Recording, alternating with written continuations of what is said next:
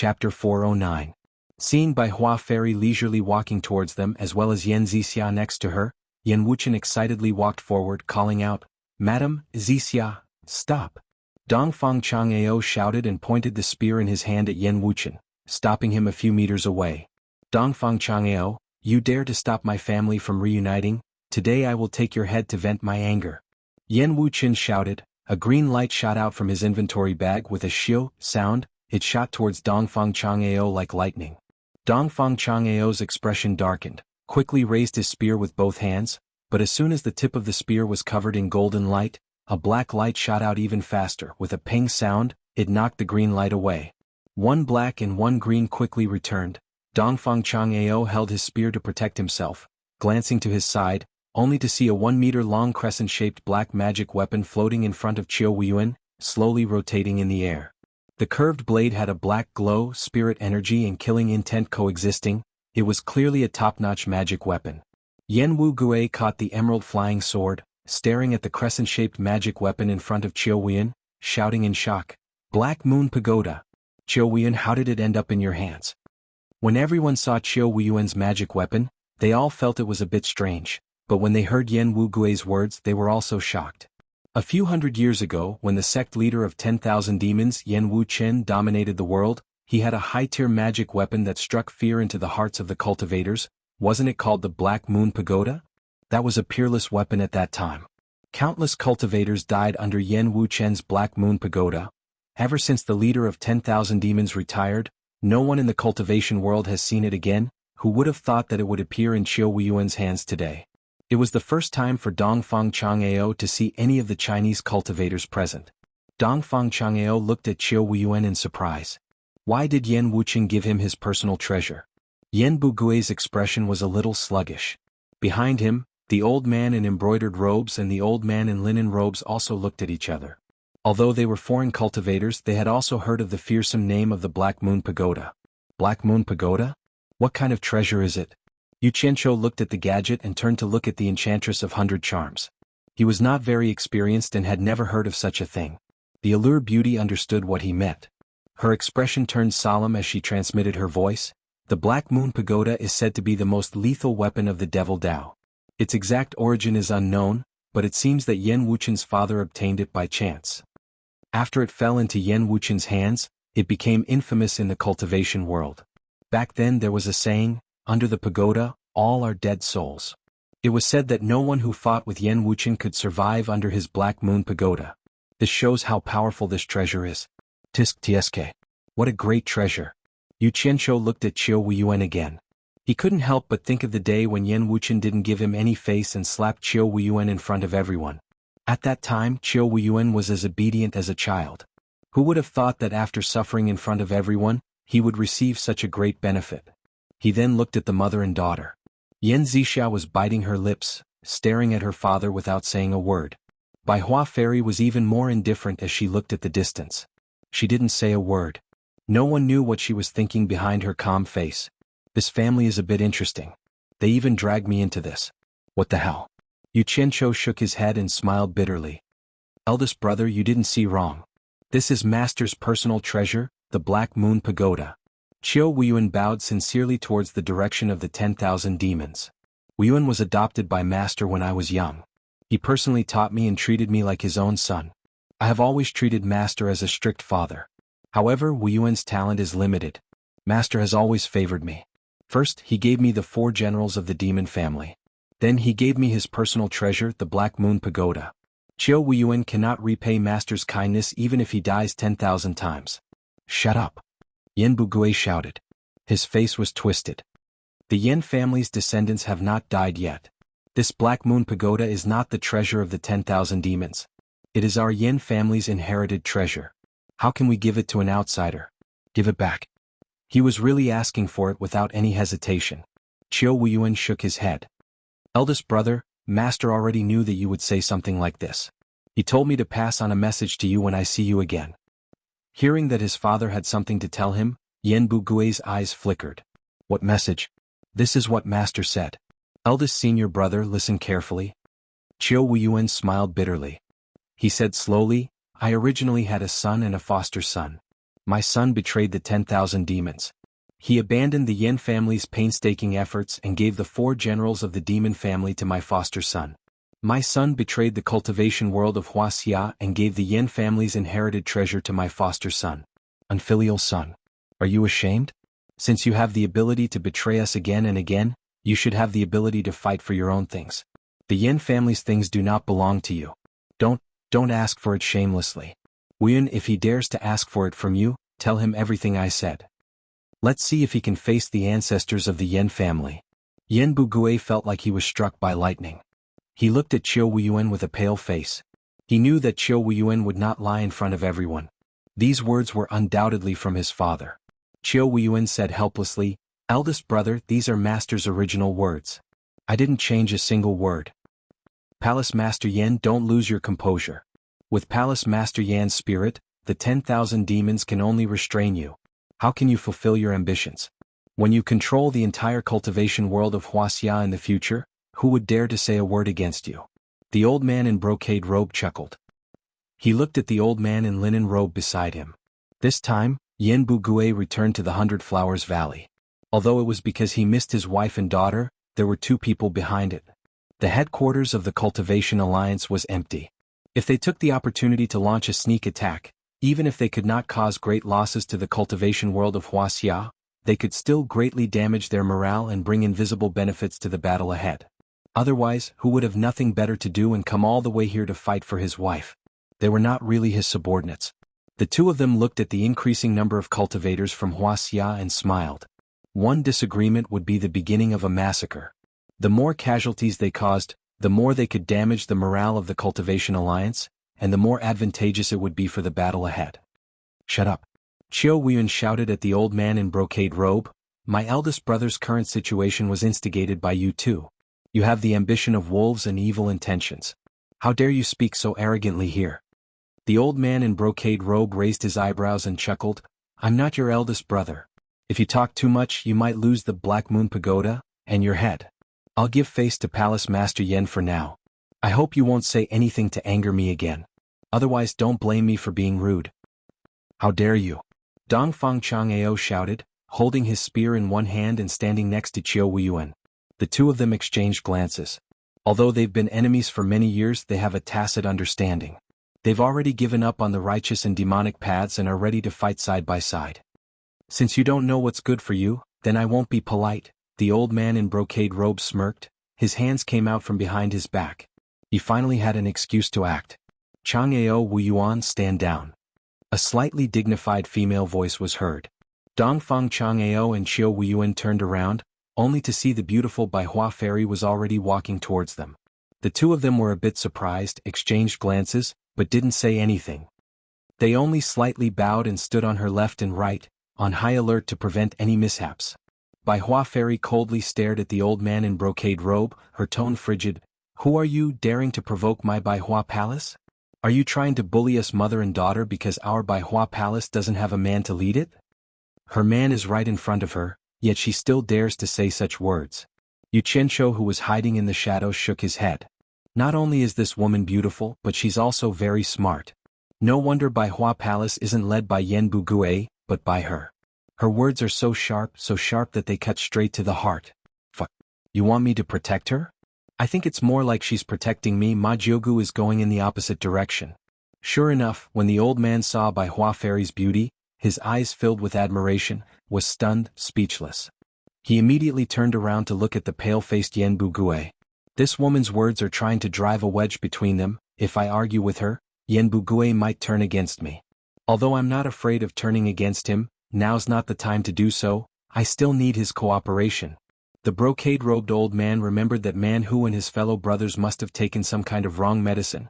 They're all dead set on following the Yen father and son. His expression couldn't help but twitch a bit. As he retreated, he said, Baihua fairy truly lives up to her name. Dongfang Chang'ao and Qiu Wuyuan exchanged glances. Even their combined efforts couldn't scare them away, but they were all taken care of by Baihua fairy with just a few words. People really can't be compared to each other. Baihua fairy's beautiful eyes looked around, scowling. My 100 Flowers Valley used to be a peaceful place, but now it's a mess. This palace doesn't welcome you. Get out of 100 Flowers Valley immediately. Saying so, she coldly turned around and walked away. Mu Shui, listen to me. Yan Bugui raised his hand and shouted. Dong Fang Chang'eo and Chiu Weiyuan immediately blocked his way. Chiu Weiyuan shook his head. Eldest brother, sister-in-law has made it very clear, you should go back. Mu Shui. Yu Qianqiu muttered, then turned around to look at the 100 Charms beauty. The latter smiled and sent her voice. Bai Hua Fairy's real name is Guan Mu Shui. Yu Qianqiu nodded in understanding. The 100 Charms beauty sent her voice again. Now you know the benefits of having me by your side. Yu Qianqiu rolled his eyes. Who the hell knows what you're thinking? Hearing that, Bai Hua Fairy stopped and turned around to look at Yan Bugui. Ever since they came out, this was the first time she looked at him directly. Her face was expressionless. Listen to you? Listen to what you say. You've lied to me for so many years, don't tell me you think it's not enough and want to keep lying? Am I Guan Mu Shui so easy to bully in your eyes? Forget it, I don't want to talk about the past anymore. I'm tired and I don't want to hear any more. If you still care about the past, then return peace to my 100 Flower Valley and leave with your people. After saying that, he turned around again. Chapter 410. Mu Shui, do you still remember the time before Bai Hua Palace was established, when we had no one to rely on? Yan Bugui loudly shouted. Hearing that, Bai Hua Fairy stopped again, but this time she didn't turn around. Seeing that she had stopped, Yan Bugui said in a loud and emotional voice, back then, it wasn't easy for you and I to be together and we faced so much resistance. Although we were ridiculed and scolded, we still persevered. Before Bai Hua Palace was established, did the 10,000 demons or Fuxian Island care for us? No. No one cared if we lived or died. It wasn't until you and I worked so hard to establish this Bai Hua Palace that we managed to gain a foothold in the cultivation world. How could outsiders understand the hardships we went through? Bai Hua Fairy didn't move, she didn't leave, nor did she turn around. Perhaps she was also thinking about the hard times back then. Dong Fang Chang'eo and Chiu Weiyuan exchanged glances. Both of them knew about it. Back then, Fuxian Island and 10,000 demons were pressured by both the righteous and evil path. Even their sect masters Guan Dinghai and Yan Wuqin had to take the blame and step down, so who would care about them when they were in a fit of anger? For a very long time, they really didn't lend a helping hand to the two of them, leaving them to fend for themselves. It wasn't until Bai Hua Palace became the trading hub of China's cultivation world that the two great sects secretly re-established their relationship with it. Then again, if the two of them didn't have the backing of the number one sect in the righteous and evil path, it would have been even more difficult for them to establish their own sects in the cultivation world. Back then I told you that one day I won't let anyone look down on you anymore. Perhaps you think it was only in the heat of the moment that I uttered those words. But I took it as a vow and I've always been fighting for it. Thus, I've been working hard in secret for 100 years, but who knew that it would be destroyed by that fellow Yu Qianqiu? Otherwise, the vow I made would just be around the corner. Hearing him mention Yu Qianqiu, Zi looked at Yu Qianqiu curiously. She had never heard of this. She didn't know what Yu Qianqiu had done to destroy the plan that Yu Qianqiu had painstakingly worked on for 100 years. She saw Yu Qianqiu's mouth split open, looking like he was in great pain as he smiled at her. His smile was very ugly. On the other side, the enchantress of 100 Charms was silently poking his waist with a finger. Yin, why are you dragging me into the matter between you and your wife? Your wife and I didn't cheat on you. Yu Qianqiu gritted his teeth and endured the pain. The enchantress of 100 Charms had a bad habit. She liked to poke people with her fingers at the slightest provocation. One day he would let her have a taste of her pain. Everything I've done is for you. Don't tell me I'm not worthy of your forgiveness? Yan Bugui extended his hand and said, Mu Shui, come with me. If it was really for me, you should have told me earlier. You wouldn't have kept it a secret for 100 years? Bai Hua Fairy didn't turn around and continued walking. Don't you know me? I've given up everything to be with you. I've never disagreed with any of your decisions. After I found out, I would only support you and not drag you down. Yet you kept it a secret from me. Clearly, you've always been on guard against me. I didn't want to make you worry, I didn't want you to work too hard, Yan Bugui loudly explained. We both understand each other. Whether or not it's an excuse, you should understand. There's no need to explain anything else. Just take your people and leave. I don't want to see you again. Bai Hua Fairy still didn't turn around. Yan Zixia followed on the side, silently obeying her. Occasionally she would look back. On one side was her father and on the other side was her mother. What else could she do? The brocade-robed old man and the linen-robed old man exchanged glances and nodded. The former sent his voice to Yan Bugui. Palace Master Yan, your madam has already made up her mind. I think it would be better if we forcefully kidnap the mother and daughter back to Everlasting Island. The daughter is mother's flesh and blood. It would be better if the young palace master comes out to persuade them. Otherwise, they'll eventually become hostages in the hands of the Cultivation Alliance. At that point we'll be stuck. Yenbugui sent his voice back. That's not a good idea. She has a strong personality. I'm afraid that she'll do something that she won't be able to regret. Palace Master Yen, if you can't make a decision, you have to make a decision quickly. How about this? As long as you agree, my junior brother and I will act together to guarantee that we'll kidnap the mother and daughter, not giving them a chance to harm themselves. What do you think? The brocade-robed old man continued to persuade him. Seeing that Bai Hua Fairy had already entered the palace gate, Yenbugui gritted his teeth and sent his voice back. Then I'll have to trouble Senior Chang and Senior Feng to ensure their safety. The brocade-robed old man's face lit up, nodded to the linen-robed old man and suddenly shouted, "Kill!" As soon as the order was given, the two old men behind Yenbugui had already disappeared. Dongfang Chang'eo and Qiu Weiyun were both shocked and shouted at the same time, "Not good."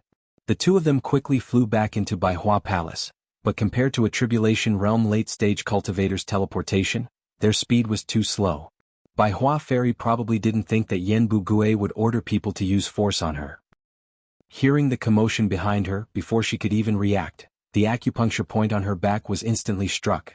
A powerful surge of true essence rushed into her body, cutting off any chance of resistance. Yan Zixia was also the same. Yu Qianshou, who was hiding in the shadows, thought that Yenbugui was deeply in love with his wife and wouldn't use force, but he didn't expect this to be the case. He didn't expect the foreign cultivators to instigate Yenbugui. The Bai Hua Palace disciples guarding the palace gate were shocked and immediately attacked the two old men with their flying swords. But with their cultivation, this kind of action is nothing but child's play for a Tribulation Realm late-stage cultivator. The two of them unleashed a powerful wave of true qi to knock the flying swords away. Several disciples screamed in pain, spat out blood as they were sent flying and died on the spot. Bai Hua Fairy and Yan Zixia's shoulders were being held down, they couldn't even move their fingers. Dongfang Chang'eo and Qiu Weiyun, who just arrived, saw that the mother and daughter were being restrained by the two Tribulation Realm late-stage cultivators, so they didn't dare to act rashly. The brocade-robed old man smiled at the two of them. "I know you two are the ones in charge here. Tell your people to stop. Otherwise these two beauties are going to suffer." Screams and screams could be heard outside. The group of foreign cultivators had already started a massacre. The Cultivation Alliance's members who stayed behind were all mixed in cultivation, so how could they be a match for them? They were all killed in just a few moves. But facing a foreign enemy, their blood was roused and they all charged forward without fear of death. Even if they were afraid of death, there was no way to escape.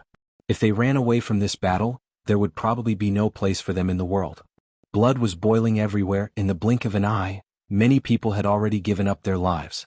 Such a heroic scene caused Dongfang Chang'eo and Qiu Weiyun to look at each other, then quickly made the decision to retreat. The brocade-robed old man used the mother and daughter to threaten them, but it didn't work at all. Not only did the two of them not tell the Cultivation Alliance to stop, they even gave up on the safety of Bai Hua Fairy and Yan Zixia.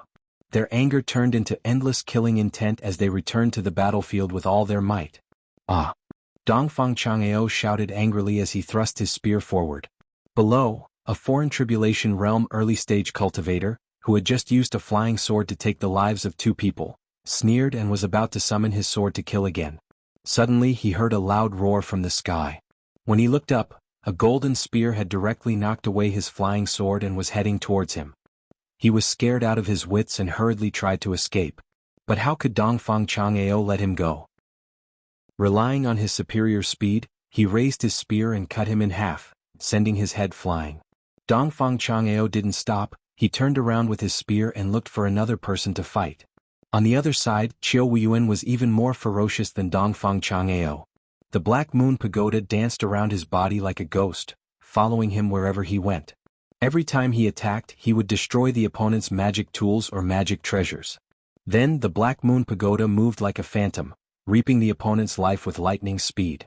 In the blink of an eye, Qiu Weiyun had taken the lives of 3 Tribulation Passing Stage cultivators. The Black Moon Pagoda was indeed the most ferocious weapon of the diabolism. It was indeed powerful. With such power, when the foreign Tribulation Passing Stage cultivators saw Qiu Weiyun rushing towards them with the Black Moon Pagoda, they quickly dodged it. One of them was holding the Golden Origin Spear, while the other was carrying the Black Moon Pagoda. They fought fiercely and were stained with blood. They killed more than 10 people in a row, which greatly boosted the morale of their side. The people of the Cultivation Alliance immediately fought back with all their might. Although they knew that they were going to die, their morale was high. They only wanted to entangle the other foreign cultivators and wait for Dongfang Chang'eo and Qiu Wuyuan to come and avenge them. This scene caused Dongfang Chang'eo and Qiu Wuyuan's eyes to turn red. They roared in anger and grief. The golden light and the black shadow would not stop until one of them was dead. The old man was stunned by this sudden change. He knew that these two were the strongest among the people on the other side, and seeing how respectful they were towards Bai Hua Fairy, he decided to use the lives of Bai Hua Fairy and her daughter to threaten them. But who would have thought that at this crucial moment, they wouldn't even care about their threats. The two of them tacitly turned around and killed without any hesitation, causing so many people on their side to run away. He really didn't expect the two of them to be so strong. The tribulation passing stage cultivators he brought with him were all killed without being able to fight back. From this, it could be seen that the two of them were indeed people sent by the number one sects of the righteous in diabolism. They were not simple. Yen Bugui stood alone outside the battlefield, watching his junior brother fight with his life on the line, as well as a group of Chinese cultivators fighting angrily. He suddenly felt his hands and feet go numb. He had always thought that all Chinese cultivators were selfish and that the so-called righteousness was nothing but a joke. He never thought that he would see such a scene. He even doubted that with the help of a group of foreign cultivators, could he really unify the entire Chinese cultivation world. He was originally full of confidence, but now his willpower was shaken. Looking at the restrained Bai Hua Fairy and Yan Zixia, he saw that the two of them had both turned away from the cruel battlefield, their eyes filled with grief and indignation, staring at him. Yan Zixia's eyes were filled with tears, the hatred in her eyes made him shudder. Yen Bugui had never seen his daughter look at him like that before. The brocade-robed old man was originally controlling Bai Hua Fairy, but right now his face was pale as he put his hand on Yan Zixia's shoulder and spoke in a low voice. "Junior brother, leave this to me, you go kill those two for me." Chapter 411. Ziyi had never seen such a scene before. She didn't know what righteousness was, but she felt an inexplicable sadness that she had never felt before. The temptress lost all her charm at this moment, and her body was trembling uncontrollably. She decided to join the battle, but just as she took a step forward, her arm was grabbed by Yu Qianqiu. Although she told Qiu Wuyuan that the war in the cultivation world had nothing to do with her, she actually believed that by staying by Yu Qianqiu's side, she would be able to better use his hidden strength. When she glanced at him, she saw that he was looking down expressionlessly, unbelievably calm. She instantly felt a chill in her heart. She didn't expect him to just stand by and watch. "Just stand by and watch, don't grab me." The temptress's face was as cold as frost. "Why are you so agitated?" Yu Qianqiu didn't have the respect a disciple had for his mistress. He snorted coldly and said, "What a woman's view. No wonder the illusion palace was destroyed in your hands. Those who don't plan for the world can't plan for a moment, and those who don't plan for the overall situation can't plan for a region. So what if some people die?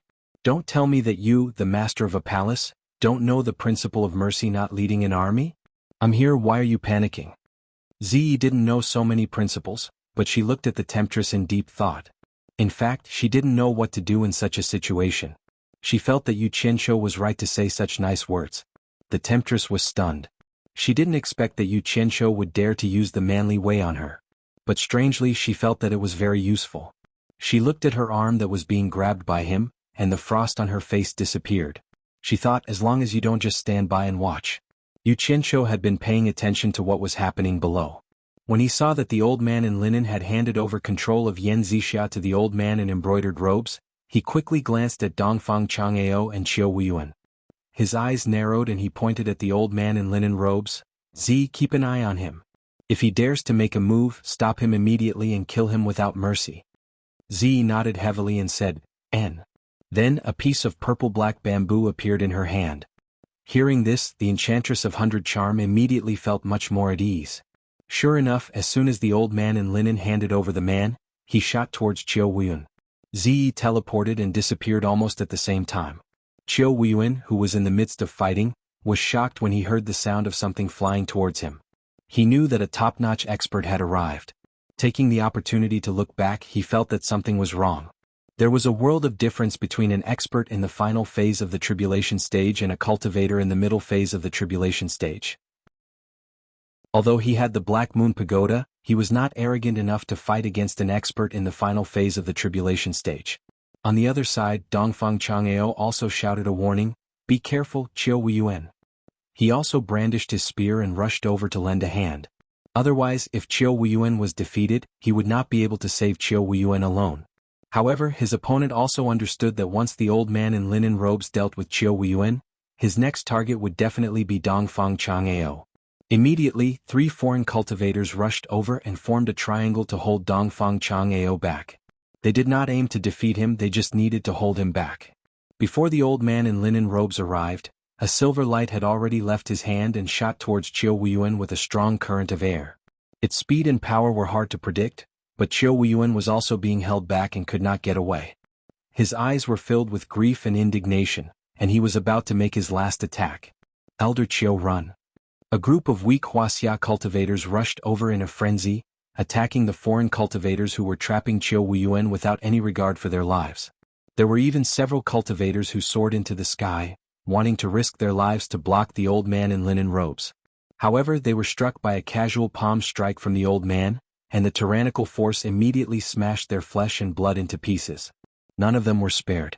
Yen Bugue, who was outside, saw his junior brother's reaction and smacked his lips with difficulty. After all, they had been brothers for many years and could not be thrown away so easily.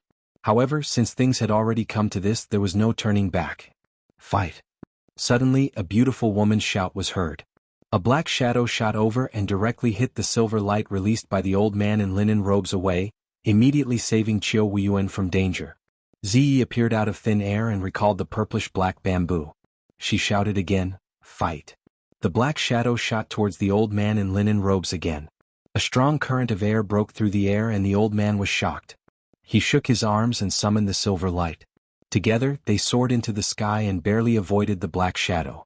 When Qiu Weiyuan saw the person who saved him, he instantly became spirited and said, "Thank you, Miss Ziyi." In fact, he was not the only one who felt that way. Everyone else was also spirited. When they were in danger, a strong help suddenly came. This kind of feeling was hard to understand even if it was just a ray of hope. Moreover, everyone knew that Ziyi had been by Yu Qianqiu's side for a long time. Since she was here, that guy should be here soon. The guy who was not very famous but could control 1,000 swords appeared in everyone's mind. That guy was an expert in fighting. Moreover, he had more than 600 rogue cultivators under him. Even if they were useless, they could still be of some use. When they thought of more than 600 people coming, everyone couldn't help but look forward to it. Ziyi raised her head and looked at the sky, then quickly looked at Qiu Weiyuan who was trapped. No one knew what she was thinking, but she shot out the rod in her hand with a swoosh sound. The strong wind blew and the people below were no match for her. They were all scared out of their wits. However, there was still one person who couldn't escape as fast as the rod. Because he was the target, he immediately let out a scream. After smashing one of the people who trapped Qiu Weiyuan to death, the rod shot back and accompanied Ziyi to the sky. A linen robe and Ziyi quickly fought in the sky. From time to time the sound of "fight, fight, fight" could be heard. It seemed that Ziyi's great skill of shifting positions was indeed useful. It was almost suppressing the old man in linen robes. The old man was in danger and was suffering unspeakably. Only then did he realize that his opponent's skills were not just a little higher than his. Especially that strange body movement, it was almost impossible to defend against it. What a joke! Although Ziyi didn't know much about the ways of the world, but in terms of cultivation, Nongzhu spared no effort in teaching her. After all, they were master and disciple in name, but in reality, Ziyi was his daughter. When he couldn't find a suitable opponent for his daughter, he would personally go and spar with her. Think about it, a person who could fight against an ascended realm middle stage cultivator for a long time would naturally be able to fight against a tribulation passing stage cultivator with ease. The old man in linen robes who was restraining by Hua Fairy and Yan Zixia stared at the sky with a serious expression, then suddenly shouted, "Ziyi, my brother and I have no grudge against you. Why aren't you staying in your southern sea purple bamboo forest? Why are you here to fight against us?" Ziyi was in the middle of the fight, so she didn't have time to answer him. Her only reply was "Fight, fight, fight." Beauty of 100 Charms stared at the fight in the sky, thinking about why she purposely provoked her last night. Now that she thought about it, she couldn't help but feel a little scared. This Zi looks like she doesn't know much about the ways of the world, she didn't expect her to be so strong. Seems like it's better not to provoke her, otherwise if she gets angry no one will be able to protect her. Yu Qianqiu saw that Zi had the upper hand and wouldn't be in danger, so he breathed a sigh of relief. His gaze turned back to the battlefield where the number of casualties was increasing, silently calculating. The old man in linen robes wouldn't let go of the mother and daughter easily. The old man in linen robes was being restrained by Zi, and the two late-stage tribulation passing stage cultivators couldn't attack, so their threat was greatly reduced. It's time for me to act, otherwise if Zi shows up and I don't show up, I won't be able to explain myself to everyone. Yu Qianqiu silently counted the remaining 30-plus cultivators. It seems like Dongfang Chang'ao and Qiu Wuyuan had used up too much of their energy, so they were starting to show signs of exhaustion. His gaze became determined, and a ball of blue fire appeared in his hand. The Allure Beauty's pupils shrank, not knowing what he was going to do, but the blue fire gradually condensed into a fireball in his palm, and Yu Qianqiu suddenly threw the blue fireball directly into the sky. A ray of blue light exploded below the battle between Zi and the old man in linen robes, and the high temperature made the two of them a little uncomfortable. The sudden abnormal scene made the old man in linen robes raise his head to look, and many people also took the opportunity to look, only to see the words, "Prepare for battle, gather and surround them," condensed in the blue fire in the sky. These words didn't appear for long and gradually disappeared in the sky. However, the meaning of these words was thought-provoking. Prepare for battle, gather and surround them appeared at this time. Was there even a need to think? The only thing everyone was worried about was not knowing whether it was a friend or a foe. It's Yu Qianqiu's blue fire. Someone shouted from below and the Cultivation Alliance immediately shouted, "Help is here, our help is here." The group of foreign cultivators felt a little guilty, and while fighting they were distracted from time to time, not knowing what kind of powerful help made their opponents so happy. The old man in linen robes in the sky didn't dare to be distracted to deal with Zi, but suddenly found that a large number of people in black suddenly appeared from all directions, like a swarm of locusts. He didn't know where they came from, but there were at least 500 or 600 people, and all of them were flying quickly in the sky. Based on this alone, it could be concluded that these people in black all had the cultivation of the tribulation stage. Otherwise, even a nascent soul late-stage cultivator couldn't fly so fast in the sky. 500 or 600 tribulation stage cultivators. There were so many hidden masters in the 100 Flowers Valley. This was bad. When the old man in linen robes realized this, he was shocked and hurriedly sent a voice transmission to the old man in linen robes below. "Senior brother, be careful." The voice transmission stopped abruptly, and the old man in linen robes felt a great pain in his back, thinking that it was over. Looking down, he saw a black shadow flying out from his chest where his heart was. At the moment when he was distracted, his defense was a bit lax, and Zi finally found a chance to kill him. The old man in linen robes suddenly looked up to the sky, saw everything and immediately shouted, "Zi bitch, you dare." Bai Hua Fairy and Yan Zixia were suddenly gripped by the strength of his hand. They felt like their shoulders were about to be crushed, but they couldn't say anything. Fight. Zi was also ruthless, hitting the opponent's vital point in one strike.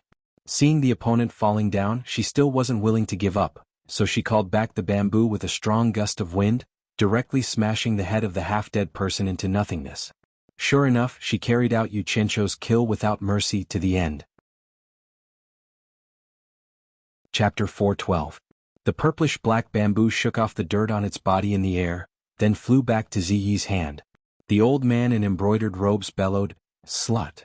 Ziyi scoffed. Without needing anyone to call her, she directly landed in front of him, holding the bamboo in her hand, her face cold as she slowly approached. It seems like she hasn't had enough yet.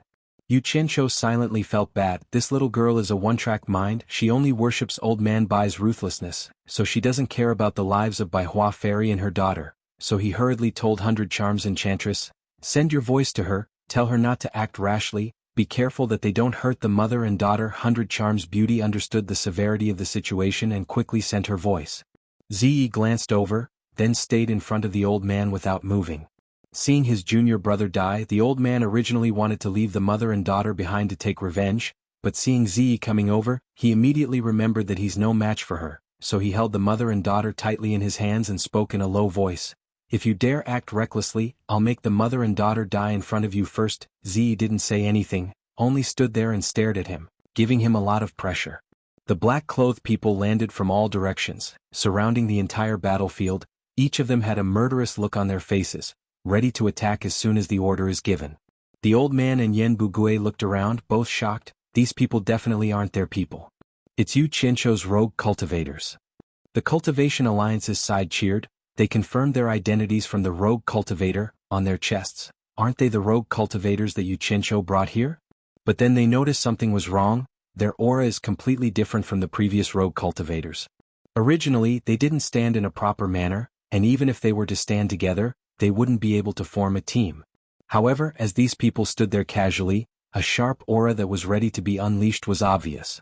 Especially the eyes that were exposed under their masks were filled with killing intent, and each of them were like wolves waiting for an opportunity to hunt. The allure temptress looked at these people in surprise.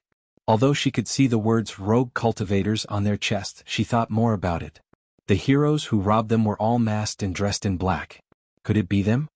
He subconsciously glanced at Yu Qianzhou, only to see him walking out from behind a few trees with a calm face, with his hands behind his back. Standing on the hillside, his eyes scanned the surrounding black-clothed men, and an arrogant look appeared on his face. All of them were at the early stage of the crossing calamity. There were more than 600 of them. Where did he get all this from? The Enchantress of 100 Charms secretly clicked her tongue and silently followed him out. Suddenly, she heard the sound of wind coming from both sides and immediately became alert. Don't be nervous, he's one of us. Yu Qianzhou glanced at her and said indifferently. Two black-clothed men quickly flashed over and stood side by side in front of Yu Qianzhou. They placed their right hands on their chests and bowed silently. The surrounding 600 black-clothed men also turned to face Yu Qianzhou and bowed in the same way. That indescribable aura was very stressful. Yu Qianzhou nodded slightly, and the black-clothed men resumed their battle preparations. The two black-clothed men in front of him flashed to the left and right of Yu Qianzhou and waited for orders. The allure temptress was slightly stunned, and could only stand guard behind Yu Qianzhou. In the eyes of the people at the foot of the hill, Yu Qianzhou and the black-clothed men on his left and right were indifferently observing the battle situation below. Yen Bugui's expression changed the moment he saw Yu Qianzhou. This guy had ruined his plans time and time again. It was really infuriating. Yu Qianzhou, why haven't you asked your men to make a move? When are you going to wait? Qiu Weiyuan shouted from below. It could be seen that his qi was indeed running out after the continuous fierce battle with Dongfang Chang'ao. Elder Qiu, I'm really sorry we're late. Please lead everyone away from the encirclement with Elder Dongfang. Don't worry about the matter of revenge, leave it to us, the rogue cultivators, so that we won't be affected. Yu Qianzhou shouted loudly. The allure temptress behind him rolled her eyes. They were obviously early, but he said they were late. She stretched out her sharp index finger and wanted to poke his waist again. Who knew that the two black-clothed men beside him would suddenly turn their heads and stare coldly at her? Although the allure temptress's cultivation was higher than the two of them, she still felt a little creeped out by their sharp gaze. She embarrassedly withdrew her hand. Dongfang Chang'ao and Qiu Weiyuan exchanged glances from afar. Then they shouted at the crowd together, "Everyone retreat from the rogue cultivator's encirclement, quickly." As they spoke, they struggled to break away from the entanglement of the few people. As they retreated, they did their best to provide cover for everyone. However, the foreign cultivators also understood that if they were to retreat, the opposing black-clothed men would most likely kill them. So, they all stuck close to them and pestered them. Yu Qianzhou frowned and shouted softly, "Command support." Yes. The two black-clothed men replied in unison and quickly made an order with their hand signals. The surrounding black-clothed men immediately formed into a well-trained three-man battle formation. They quickly shrunk the encirclement and closed in on the people who were fighting. The allure temptress was shocked. Just a few simple hand signals were able to command so many tribulation passing stage cultivators as if they were one person. It was simply unbelievable. Yen Bugui and the old man in embroidered robes turned pale with fright. They felt a serious threat. Ziyi was somewhat dumbfounded as she looked at her surroundings. Those black-clothed people were cold and intimidating. Were these the same people that Yu Qianzhou had brought to wander around previously? The black-clothed men directly passed by the 100 Flowers Palace, ignoring Ziyi and the old man in embroidered robes. They only surrounded the people outside the 100 Flowers Palace. The encirclement shrank like a sieve, gradually filtering out the disciples of the various sects of the Cultivation Alliance and forcing the foreign cultivators back. There were also some people who wanted to take advantage of the entanglement to escape. However, as soon as they stepped forward, The groups of 3 in front of them immediately separated one person from each other. The encirclement formation was not chaotic at all. However, several people attacked at the same time. When the foreign cultivator released his flying sword, he didn't even have the chance to take it back. He was cut into several pieces on the spot and instantly killed.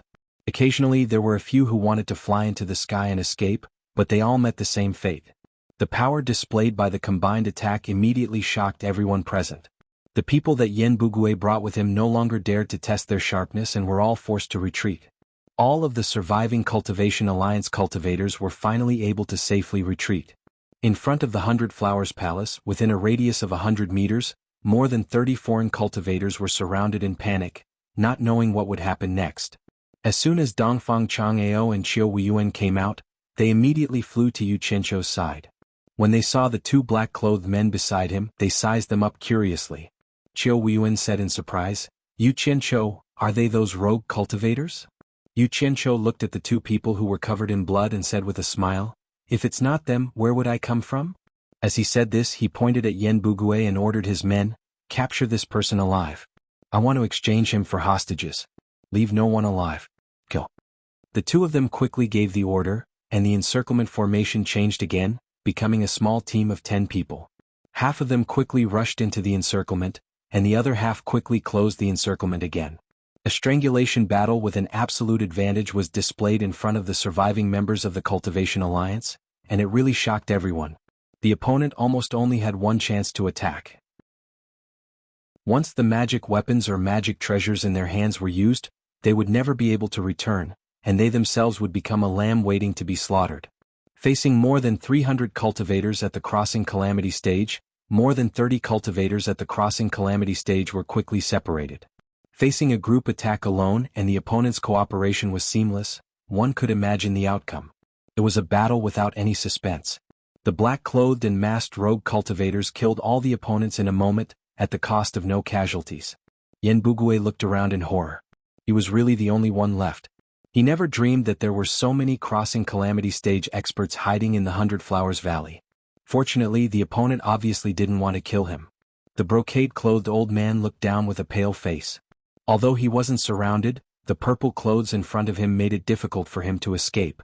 Now the mother and daughter in his hands were his last life-saving talismans, and he could only hold on to them tightly. Yu Qianzhou shouted at him, "Old man in flowery clothes, listen up, I don't want to waste time with you. Let them go immediately and I will let you and Yen Bugui go." "Words are no proof. How can I believe you?" The brocade-clothed old man shouted immediately. "I, Yu Qianzhou, value my credibility the most, and I have never gone back on my words. I guarantee with my credibility you can rest assured," Yu Qianzhou said. The brocade-clothed old man sneered, "Credibility? Do you really think this old man is a 3-year-old child? If you swear an oath, this old man thinks it's better than credibility.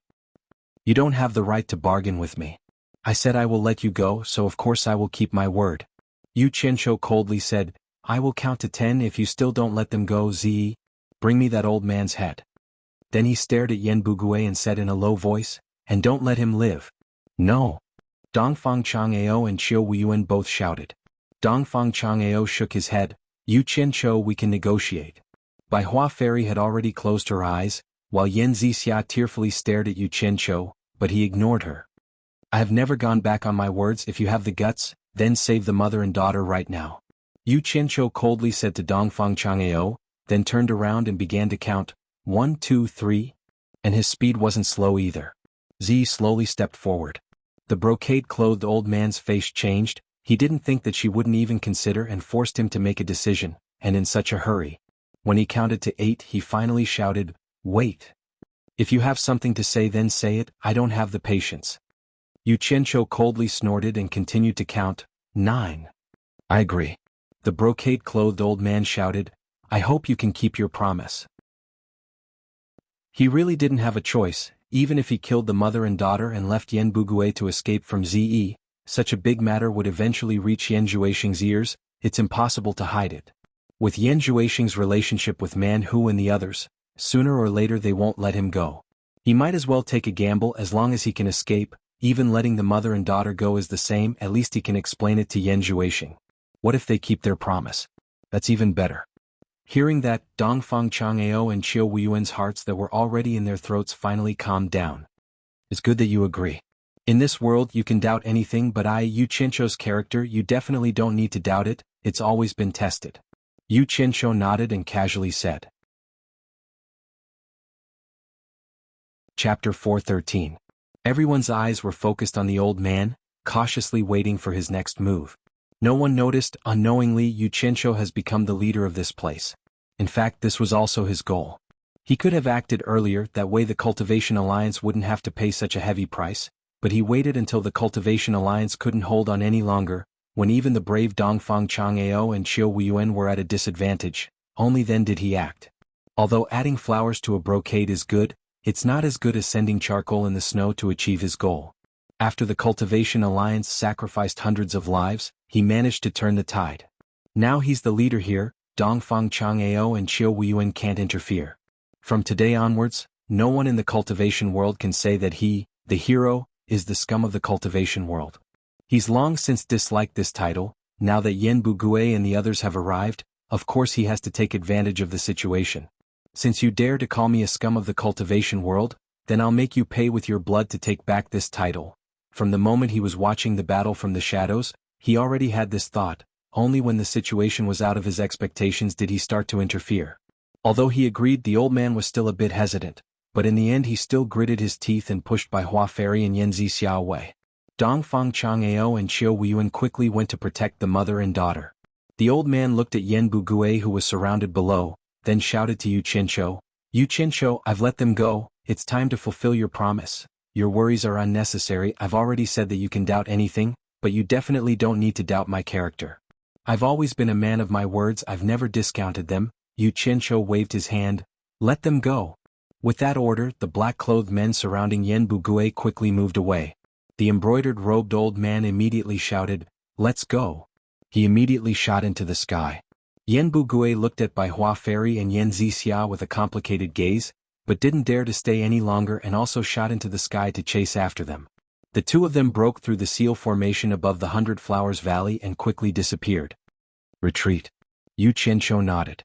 The black-robed men on both sides immediately issued an order. The black-robed men below quickly collected the storage pouches of the dead foreign cultivators.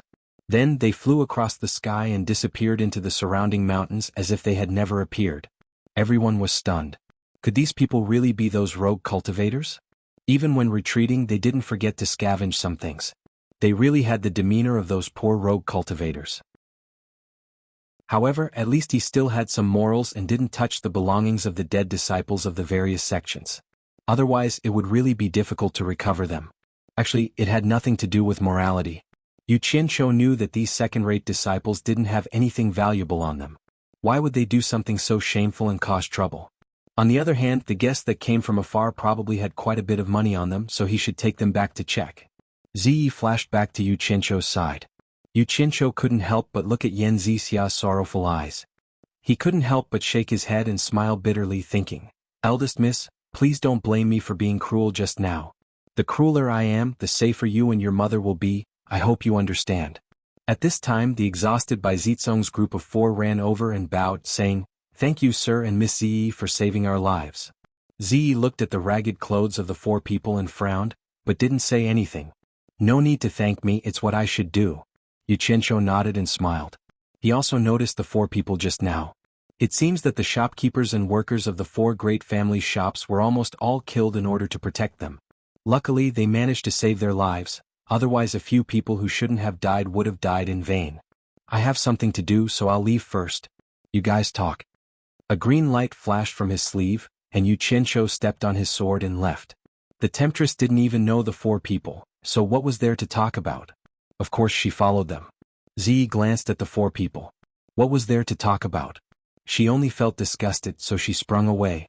Everyone watched the 3 people leave, and then looked at the outside of the 100 Flowers Palace. There were corpses everywhere, and the survivors from each sect started to collect the corpses. The market in the 100 Flowers Valley was already deserted. When the 3 of them returned to the 100 Flowers house, there was actually no one there. They probably all went to help just now. Yu Qianqiu rubbed his stomach and said, "I didn't eat anything at first and now there's no one.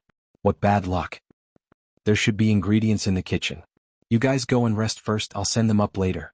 The temptress smiled and slowly walked to the back. She really did look like a servant. Yu Qianqiu didn't stand on ceremony and directly went upstairs. After entering the room, he sat in front of the round table in the center and poured himself a cup of tea. As he drank, he looked at Ziyi and asked, "If you have anything you want to ask, just ask. Don't stifle yourself." This girl's doubts were all written on her face, and she didn't know how to hide it. Ziyi clasped her hands together and fidgeted for a while. Suddenly, she looked at the door guiltily and turned back to ask, "Do you want me to massage your shoulders?" "What?" Yu Qianqiu was stunned and thought he heard wrong. "Do you want me to massage your shoulders?" Ziyi repeated. Yu Qianqiu's expression twitched. He didn't know what was wrong with this woman. She actually wanted to do such a thing. Even if she gave face to her father, he wouldn't dare to let her do it. So he shook his head and said, "No need, no need. If you have something to say, just say it." Ziyi frowned slightly. It seemed that she was a little unhappy that he didn't let her massage him. She bit her lips and sat in front of Yu Qianqiu. She asked, "Those loose cultivators are not loose cultivators at all. Where did you find them? Why don't I know?" Yu Qianqiu replied without hesitation, "Of course, I hired them with money. If you don't pay, who would help you for free?" Ziyi's expression became serious and said, "The joint attack of these people is very powerful. If I was surrounded by them, I wouldn't be able to last long if I didn't escape. You must have spent a lot of money to hire so many people at once, right?" The sound of people coming upstairs came from outside. Yu Qianqiu didn't deny it and just replied with an N. After a while, the temptress came in with a pile of food, and the table was almost full. The people from various sects were busy cleaning up the mess outside, but the three of them were eating and drinking comfortably in the room. The temptress took the opportunity to pour wine for Yu Qianqiu and asked, "Just now, that old man in embroidered robes had the lives of Guan Muxue and her daughter in his hands. You let him go and that's still acceptable. But you clearly had the chance to kill Yan Bugui. Why did you use him to exchange for the lives of the mother and daughter? You let him escape for nothing." Yu Qianqiu scratched his nose and thought to himself, "The Yan father and son are targeting the Cultivation Alliance, not me. My interference has already made them very unhappy. If I really kill Yan Bugui, then just wait and see. Yan Zhuixing will definitely lead a group of people to fight me. The entire Chinese cultivation world needs to form the Cultivation Alliance to be able to fight them. I have nothing better to do. If I want to become enemies with these powerful people who killed my father, I'd be more likely to have a problem with my brain. You guys continue to fight, I'll just cheer you on from the side. Don't think that I'll get too involved." Yu Qianqiu drank a mouthful of wine and ate a mouthful of food, then casually explained, "Some time ago, in order to split the money, the previous palace master of the 10,000 demons, Senior Yan Wuqian, had given me face. How could I have the cheek to kill his only son? Just take it as returning the old man's favor." The temptress nodded slightly. She had also heard about the matter of splitting the money, but she was more or less confused. There was no other reason, but the key was that this little fox was too sincere, which made her suspicious. On the coast of the East Sea, the heroes of the Cultivation Alliance, the righteous and the evil sects were stationed there. The defensive line was pulled apart along the coast, spanning hundreds of miles. This was originally a place where the coastal residents lived and fished for generations. However, in order to not implicate these ordinary people, the Fuxian Island used its control over the secular imperial power to force the local residents to move away. Although it was done with good intentions, the relocation was not a small number. Therefore, hundreds of thousands of people were forced to leave their homes. For a time, it caused public discontent and almost led to a civil uprising. In the end, it was General Wei who led the army to suppress it forcefully. They barely managed to move away, but the resettlement of hundreds of thousands of people became a problem. However, corrupt officials were running rampant in the imperial court, and the money allocated by the upper echelons was embezzled layer by layer. How much of it could fall into the hands of the people? If the livelihood of hundreds of thousands of people became a problem, it was only a matter of time before something big happened. This was not something the cultivation world would care about, and no one would care about. They had already fought with the foreign cultivators a few times, and both sides had suffered some losses. Currently, both sides were actively adjusting, preparing to compete with each other again. However, at this time, the Cultivation Alliance suddenly received news that Yan Bugui had secretly brought dozens of tribulation passing stage experts to attack the headquarters of the Cultivation Alliance, the 100 Flowers Valley. Fortunately, Yu Qianqiu led more than 600 loose cultivators and arrived in time. Almost all of Yan Bugui's group were killed. Unfortunately, in order to save Bai Hua Fairy and her daughter, Yen Bugui and a late-stage tribulation passing stage expert were released. When the various sects heard this news, they couldn't believe it. Just the loose cultivators under Yu Qianqiu could kill dozens of tribulation passing stage experts? So they all sent messages to their own people to ask for more details. The result was that the more than 600 loose cultivators led by Yu Qianqiu were not ordinary loose cultivators. They were all tribulation passing stage experts. The various sects were shocked when they heard this. More than 600 tribulation passing stage experts? After confirming it several times, they finally believed it was true. The various sects gathered again to discuss this matter. It was a crucial moment in the war. How could they not use so many experts in the rear?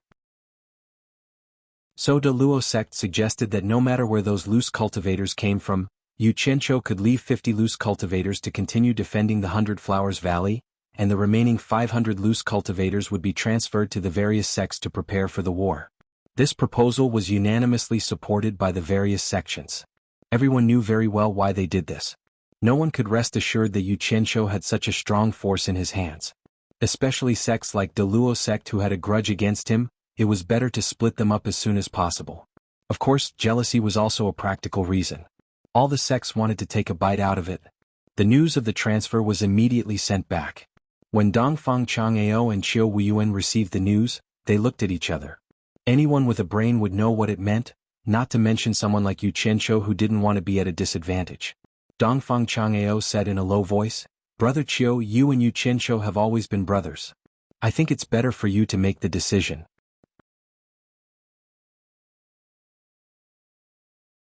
Chapter 4:14. There's no need for me to explain what this means. Qiu Wuyuan tossed the jade archive in his hand onto the tea table and chuckled. Didn't you see how obedient those people are towards Yu Qianqiu? Do you think Yu Qianqiu will obediently hand over such a useful subordinate? So, whether he's willing or not, one of us has to go talk to him. Otherwise, we won't be able to answer to the various sections. Dongfang Chang'ao said helplessly. He just saved our lives and we're going to cut his flesh off. Who has the guts to say such a thing? Qiu Wuyuan slapped the tea table beside him. Dongfang Chang'ao frowned. They didn't see the situation at the time. It's easy for them to talk. But since my supporting Immortal Island and the 10,000 demons have agreed, and we're the ones in charge here, only you and I can talk to him. Talk my ass. Qiu Wuyuan shot to his feet. He pointed to the east and said angrily, "They only dared to speak so shamelessly because they're far away from us.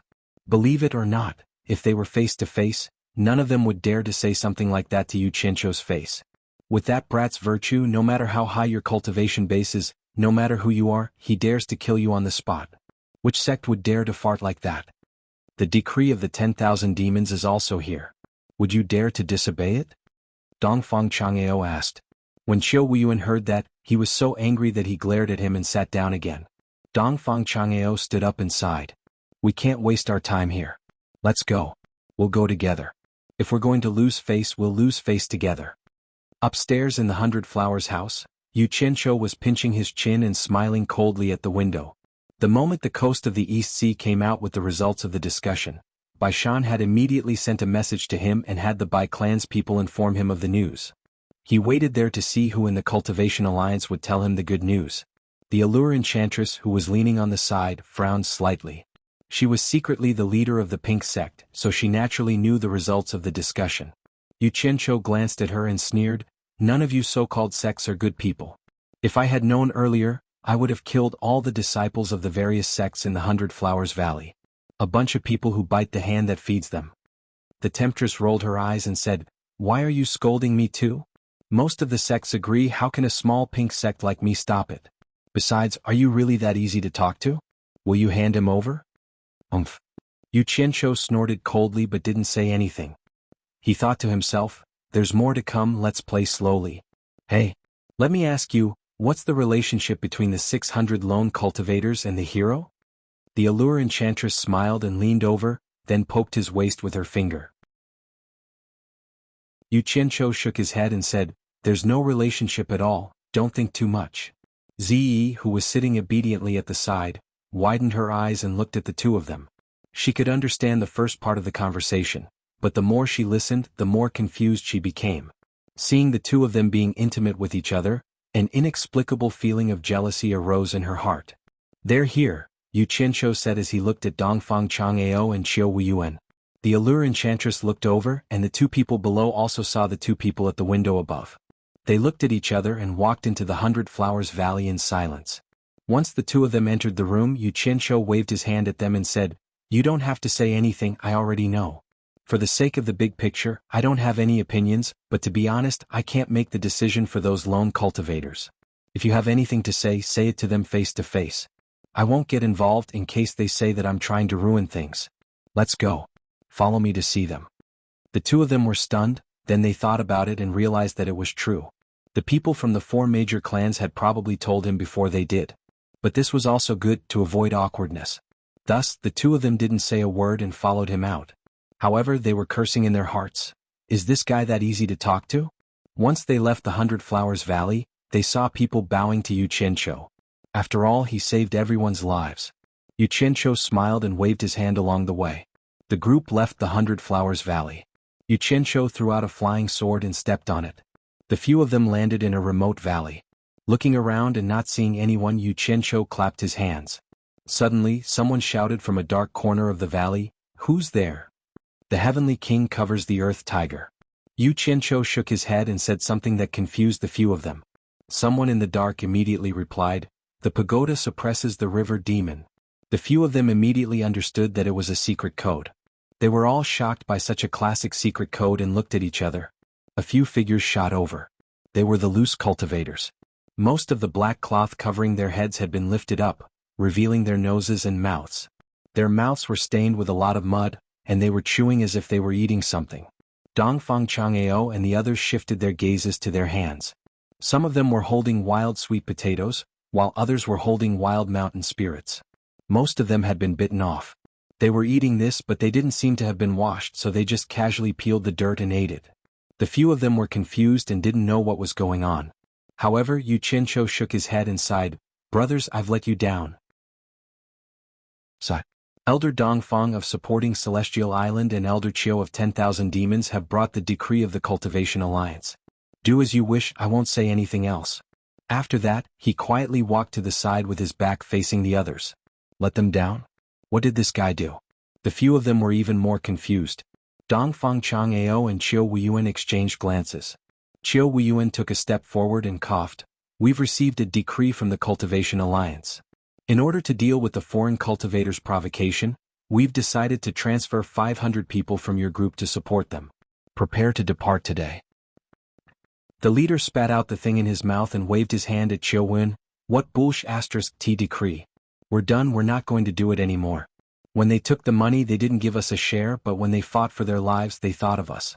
Damn it, we haven't even gotten a single spirit stone until now. We've been digging for these things in the mountains every day to eat. What a joke." As he said that, he threw away the half of the wild sweet potato. The few people beside him also threw away the things in their hands and shouted, "That's right, if you don't give us money we're done, we're done." They wiped their mouths and pulled down their masks again. Dongfang Chang'ao frowned, and Qiu Wuyuan's face darkened. Neither of them were fools. In the end they made such a big scene to scare people. In the end it was all for money. It was very Yu Qianqiu's style. If it wasn't Yu Qianqiu's instruction, then it would be a miracle. Zi nodded in agreement with these masked rogue cultivators' statement that they wouldn't do it if they didn't give them money. However, she was a little confused as to why they would eat this thing. Allure Beauty couldn't help but smile. If this guy wanted to do it, why didn't he make it more realistic? Why did he have to make it so full of flaws? Would a tribulation passing stage cultivator be so hungry that they would dig wild sweet potatoes in the mountains to eat? With their cultivation, it wouldn't be a problem for them to abstain from food for half a year. Asking for money with this reason was too lame. "Yu Qianqiu, what do you mean?" Qiu Wuyuan turned around and asked. His face darkened as if he had been tricked.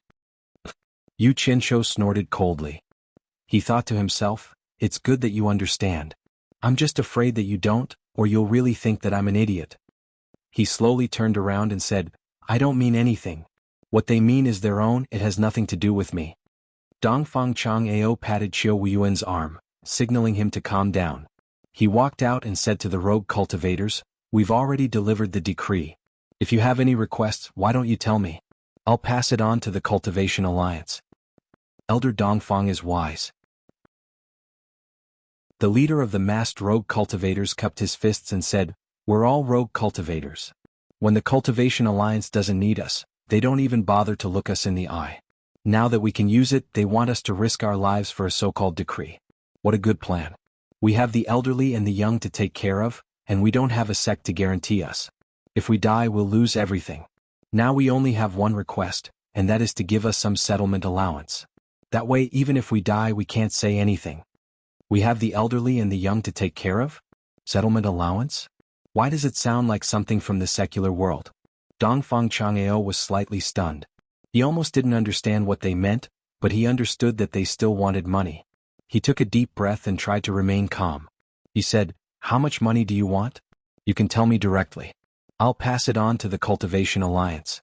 As for whether they'll give it to you, I can't guarantee." The leader of the masked rogue cultivators said, "We have more than 600 brothers. Each of us will ask for 100,000 upper-grade spirit stones. If it's less than that, then there's no need to say any more. More than 60 million upper-grade spirit stones. You're asking for an exorbitant price." Qiu Wuyuan sneered. "Elder Qiu, you can say whatever you want. In short, don't force anyone. If you give us the money, we'll do it. If not, we'll just leave. The world is a big place. I believe that if we 600 brothers unite together, it won't be difficult to get 60 million. What do you think, Elder Qiu?" The leader of the masked rogue cultivators said calmly, but everyone could hear the threat in his words. Dongfang Chang'eo raised his hand to stop Qiu Wuyuan, who was a little impulsive. He nodded and said, "I understand what you mean. I'll pass on the message. Let's put it this way for now. I'll let you know when I get a reply." Without another word, Qiu Wuyuan took the lead and flew away. Dongfang Chang'eo cupped his hands at everyone and left as well. "Good job. You guys continue, I won't disturb you anymore," Yu Qianqiu said with a smile. He threw out a flying sword and flew away. The two girls followed behind him. Just like that, the few of them slipped away, but they didn't get any practical results. When the various sects received the news, many of them immediately cursed. However, they still felt that letting these people gather together was a threat. They had to find a way to break them up. At the same time, they all wanted to recruit their own sections. Especially in this situation, everyone knew what it meant to have a group of tribulation passing stage cultivators. A slightly bigger sect could fork out 60 million upper-grade spirit stones each, but no one wanted to let the 600 rogue cultivators have it all to themselves. Therefore, the various sects came up with a way to pool the money. According to the calculation of 100,000 upper-grade spirit stones per person, the 600 rogue cultivators were divided up. When Dongfang Chang'eo and Qiu Wuyuan received the news, they went to look for the rogue cultivators again. Who knew that these guys wouldn't act until they saw the rabbit. They insisted on getting the spirit stones first. Chapter 4:15. In the face of such a request, you couldn't say that they were too much, but they still didn't know what was good for them. Qiu Wuyuan's face darkened and he didn't say a word. He had never been threatened like this before. Dongfang Chang'eo asked expressionlessly, "How many people do you have? Tell me and I'll try replying to the Cultivation Alliance." 632 people. As long as we get the money, we promise we'll rush over immediately. Don't worry, we'll do what we say. Okay. Dongfang Chang'eo agreed without hesitation. The two of them returned and once again conveyed the loose cultivator's request. Although the sects were furious when they heard the news, it was worth it to be able to poach all of Yu Qianqiu's subordinates and turn him into a loner. Therefore, they ordered the people in the 100 Flowers Valley to raise the money and give it to Dongfang Chang'eo and Qiu Wuyuan. The sects didn't believe that these people would run away with the money and harm the interests of the sections. Although 600 people in the early stage of tribulation passing were powerful, they couldn't withstand the anger of the entire Chinese cultivation world. In the headquarters of the Cultivation Alliance, Qiu Wuyuan held the storage bag in his hand and snorted, "Now that the spirit stones are ready, let's see what else they can do, unless they want to go against the entire Cultivation Alliance." Dongfang Chang'eo frowned slightly. Yu Qianqiu had been too calm for the past 2 days, as if this had nothing to do with him at all. Could he really hand over these people so easily? "Did you notice something wrong with Yu Qianqiu?" Dongfang Chang'eo asked. "Yes. This kid never does things that are disadvantageous to him." "I'm a little uncertain now," Qiu Wuyuan said suspiciously. "There must be something strange when something is out of the ordinary." Dongfang Chang'eo pondered for a while, then shook his head and said, "Forget it. The Cultivation Alliance is in the wrong in this matter. We just need to do our duty as a messenger. So, let's go again. The two of them walked out of the headquarters of the Cultivation Alliance and saw that the shops of the various sects were hung with white soul-summoning banners. Many people were wearing sackcloth. Tonight, there would be a memorial ceremony.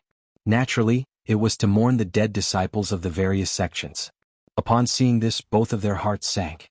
Many disciples from supporting Immortals Island and 10,000 demons had also died. When they passed by the 100 Flowers house, Yu Qianqiu was holding a cup of tea and chatting with the 100 Charms enchantress. When he saw the two of them passing by, he waved his hand in a friendly manner, and the two of them nodded slightly in response. After watching the two of them leave the 100 Flowers Valley, the allure temptress turned around and smiled. "Little fox, what are you up to this time? Can you tell me a little?"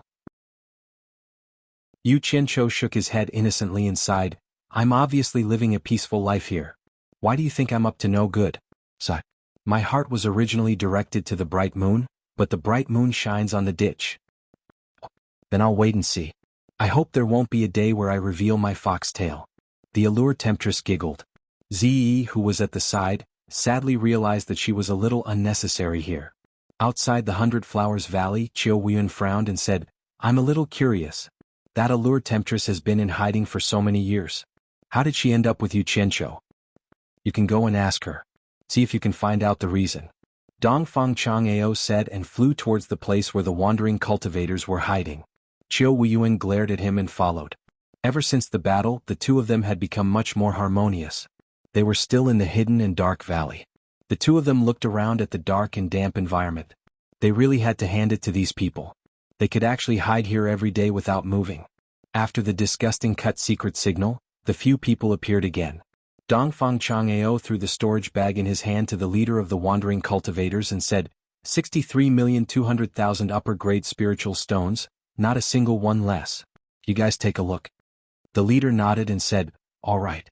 Tomorrow morning, we'll gather outside the 100 Flowers Valley and immediately head to the coast of the East Sea." Dongfang Chang'ao and Qiu Weiyuan looked at each other. Obviously, they did not expect the other party to agree so easily. Qiu Weiyuan said in a deep voice, "I've given you the spiritual stones. I hope you guys can keep your promise. I don't want 632 people to be missing." "Don't worry, Elder Qiu. Tomorrow you'll see that all 632 wandering cultivators who showed up outside the 100 Flowers Palace will appear outside the 100 Flowers Valley for you to count. We won't go back on our words." The leader of the wandering cultivators promised in a powerful voice. "That's great. But I hope you guys remember not to run away with the money. Yu Qianqiu won't be able to bear the consequences." Qiu Weiyuan warned. The meaning of his words was clear. "We have already determined that you guys are Yu Qianqiu's people. If you run away, the Cultivation Alliance will not look for you. They will look for Yu Qianqiu to settle the score." He suspected that the most likely thing these people would do was to take off their masks and run away. These people were obviously not the wandering cultivators from before. No one knew them. If they ran away, it would be really hard to find them. "Thank you for your advice, Elder Qiu. See you tomorrow." The leader of the wandering cultivators sneered and waved his hand. The few of them went back into the darkness. It was night and the moon was bright. The market in the 100 Flowers Valley that was originally bright all night was closed. The center of the square that had been cleared out was piled with firewood, burning it to the sky. People from various sects gathered in circles and sat cross-legged. Many of them held a piece of wooden board in their hands and wrote the names of their dead disciples on it. Then people from various sects threw these wooden boards into the raging fire. This was a unique ceremony in the Chinese cultivation world. There were no complicated ceremonies and no one spoke. It was very quiet. The only thing that could be heard was the sound of the burning fire and the crackling of the wood. As the wooden boards with names written on them were thrown into the fire, the dead disciples were completely cut off from this world. Tonight, the people from the various sects would silently sit here for the entire night, mourning the deaths of their fellow sect members. The allure beauty came upstairs with wine and food. She looked around the room and found that Yu Qianqiu was no longer in the room. Only Zi was leaning on the window, looking at the square where the ceremony was held. Looking at her, she seemed to be curious about this kind of ceremony. "Miss Zi, where did Yu Qianqiu go?" The allure beauty walked over and asked. Zi raised her hand and pointed to the opposite roof, saying, "There." The allure beauty looked out of the window and looked in the direction of her finger. She saw Yu Qianqiu standing on the opposite roof with his hands behind his back. He was in a daze under the bright moon. No one knew what he was thinking about. Let's go up too. The allure beauty looked at the dishes in her hands and said. Zi nodded and took the lead to go up the opposite roof. The allure beauty held the things in her hands and floated up. When the two of them came, Yu Qianzhou looked back slightly and was a little indifferent. He turned his head and looked at the raging fire in the square. The two of them didn't disturb him. The allure beauty gave Zi a look and passed the tray in her hands to her. Then she turned around and flashed back into the opposite house. The two of them had been together for a few days and were gradually able to accommodate each other. After a while, the allure beauty came back with a short table on the couch. She bent down and set it up on the roof. Then she made a gesture to Zi. Zi's eyes lit up and understood the allure beauty's meaning. The two of them quickly took out the dishes and placed them on the short table. The allure beauty poured a cup of wine and walked to Yu Qianzhou's side. She smiled and said, "Why are you so focused? What are you thinking?" Zi looked at the two of them and looked at the big moon above her head. She picked up her chopsticks and ate happily. It seemed like it was the first time she ate under the moon. Yu Qianzhou shook his head slightly and said, "Think about how many people will remember them after they die. If I, Yu Qianzhou, become like them one day, how many people will remember me, Yu Qianzhou?" As soon as he said that, a few old turtles flew past under the bright moon, leaving behind a few ear-piercing screeches. In the present age, the old turtle was regarded as an inauspicious symbol. Coincidentally, it appeared when Yu Qianzhou said those words. The allure enchantress raised her head and took a look. Her expression changed slightly as she pouted. "What nonsense are you talking about?" Yu Qianzhou smiled faintly and took the cup from her hand. As soon as he put it to his lips, he suddenly paused.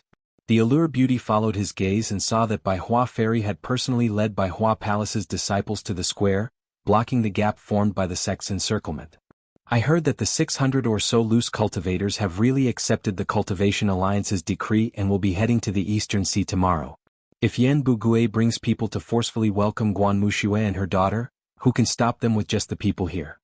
The allure beauty looked away and said worriedly, "Don't worry, they've suffered a great loss this time, so they won't come back for a while. Even if Yan Bugui wants to come, those foreign cultivators won't risk the lives of their disciples for his own selfish reasons. After all, it's enough to scare them for a while. Under such a situation, Yan Bugui would not dare to act rashly." Yu Qianzhou smiled confidently as he drained the wine in his cup in one gulp. It was as if he was passing judgment on the world. The allure beauty looked at him and was a bit surprised. A complicated look flashed through her eyes. She took the cup from his hand and said, "You've really calculated everything, but I don't believe that you'll really give those people to the Cultivation Alliance for nothing?" Yu Qianzhou smiled noncommittally. This woman always talked about this topic after a few sentences. He changed the topic and said, "Palace Lord Yi, after the defeat of the Magical Illusion Palace, did you also hold such a memorial ceremony for the disciples who died in the battle?" Hearing this, the complexion of the allure beauty changed. She could no longer smile. With a somewhat absent-minded expression, she cast her gaze towards the raging flames on the square. She softly sighed, bowed, and placed the wine cup in her hand on the short table. Sitting cross-legged on the roof, she took out a zither from her storage bag and began to play it. The melancholy in the music was hard to suppress. The sudden sound of the zither attracted the attention of everyone in the square. Seeing that it was the three of them, they silently looked away and continued to meditate. On the other hand, Bai Hua Fairy and her daughter's gazes lingered on Yu Qianzhou for a bit. Purple Dress bit her chopsticks, looked at the allure beauty for a bit, then continued to eat her food. After getting rid of the allure beauty's question, Yu Qianzhou looked at the white banners in the square, thinking about the 600 subordinates who would set off tomorrow. He didn't know what would happen to them, so he couldn't help but feel a bit down. Thinking about the Utopia Alliance's army of almost 10,000 ready to go, his fighting spirit rose again. Listening to the allure beauty's melancholy music, he suddenly felt a sense of pride to compete against fate. He turned around and picked up the wine pot and cup, poured himself a cup, then another. After thinking for a bit, he gave the cup to the moon and shook his head. Circulating his true essence, he suppressed the zither music and slowly recited, "Singing to wine, how long is life? Like the morning dew, the days past are bitter. Generous, unforgettable.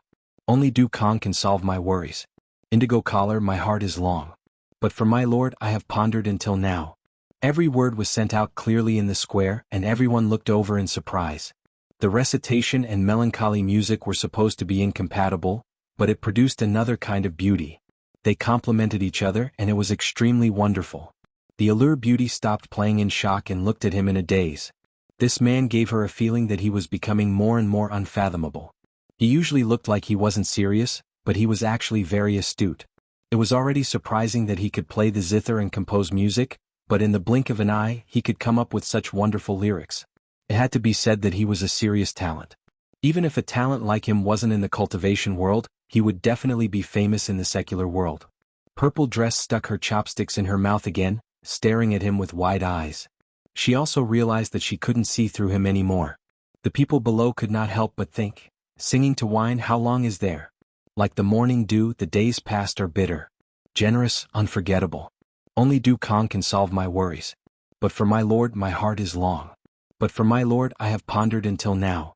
After thinking about it, they all looked at Yu Qianqiu with a lot of emotions. From the words itself, it seems like he was lamenting about life, thinking about someone. This was a perfect eulogy. Bai Hua Fairy stared at Yu Qianqiu, who was drinking to the moon on the rooftop, and nodded slightly, then turned to look at her daughter. Seeing that she was a bit lost, she silently closed her eyes. As the music stopped, Yu Qianqiu also realized that his emotions were a bit messy, so he drank the rest of the wine in his cup and returned to Hundred Flowers house. The next day, Dongfang Chang'ao and Qiu Wuyuan arrived at the Hundred Flowers Valley early in the morning to wait. When the sun rose, the masked rogue cultivators really did come, gathering in front of the two of them from all directions. The leader walked over and clasped his fist. "We are ready, please give us the pass." As it was the time of the war, every sect had sent people to search for suspicious cultivators.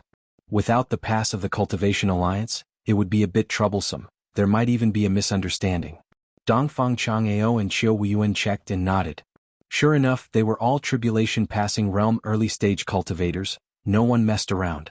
But then the two of them frowned. Qiu Wuyuan shouted, "You took 63. 2 million high-grade spirit stones, there should be 632 people. Why are you still missing 2? Elder Qiu, no need to rush, we are true to our words, the other 2 should be here soon, just wait for a bit," the leader said.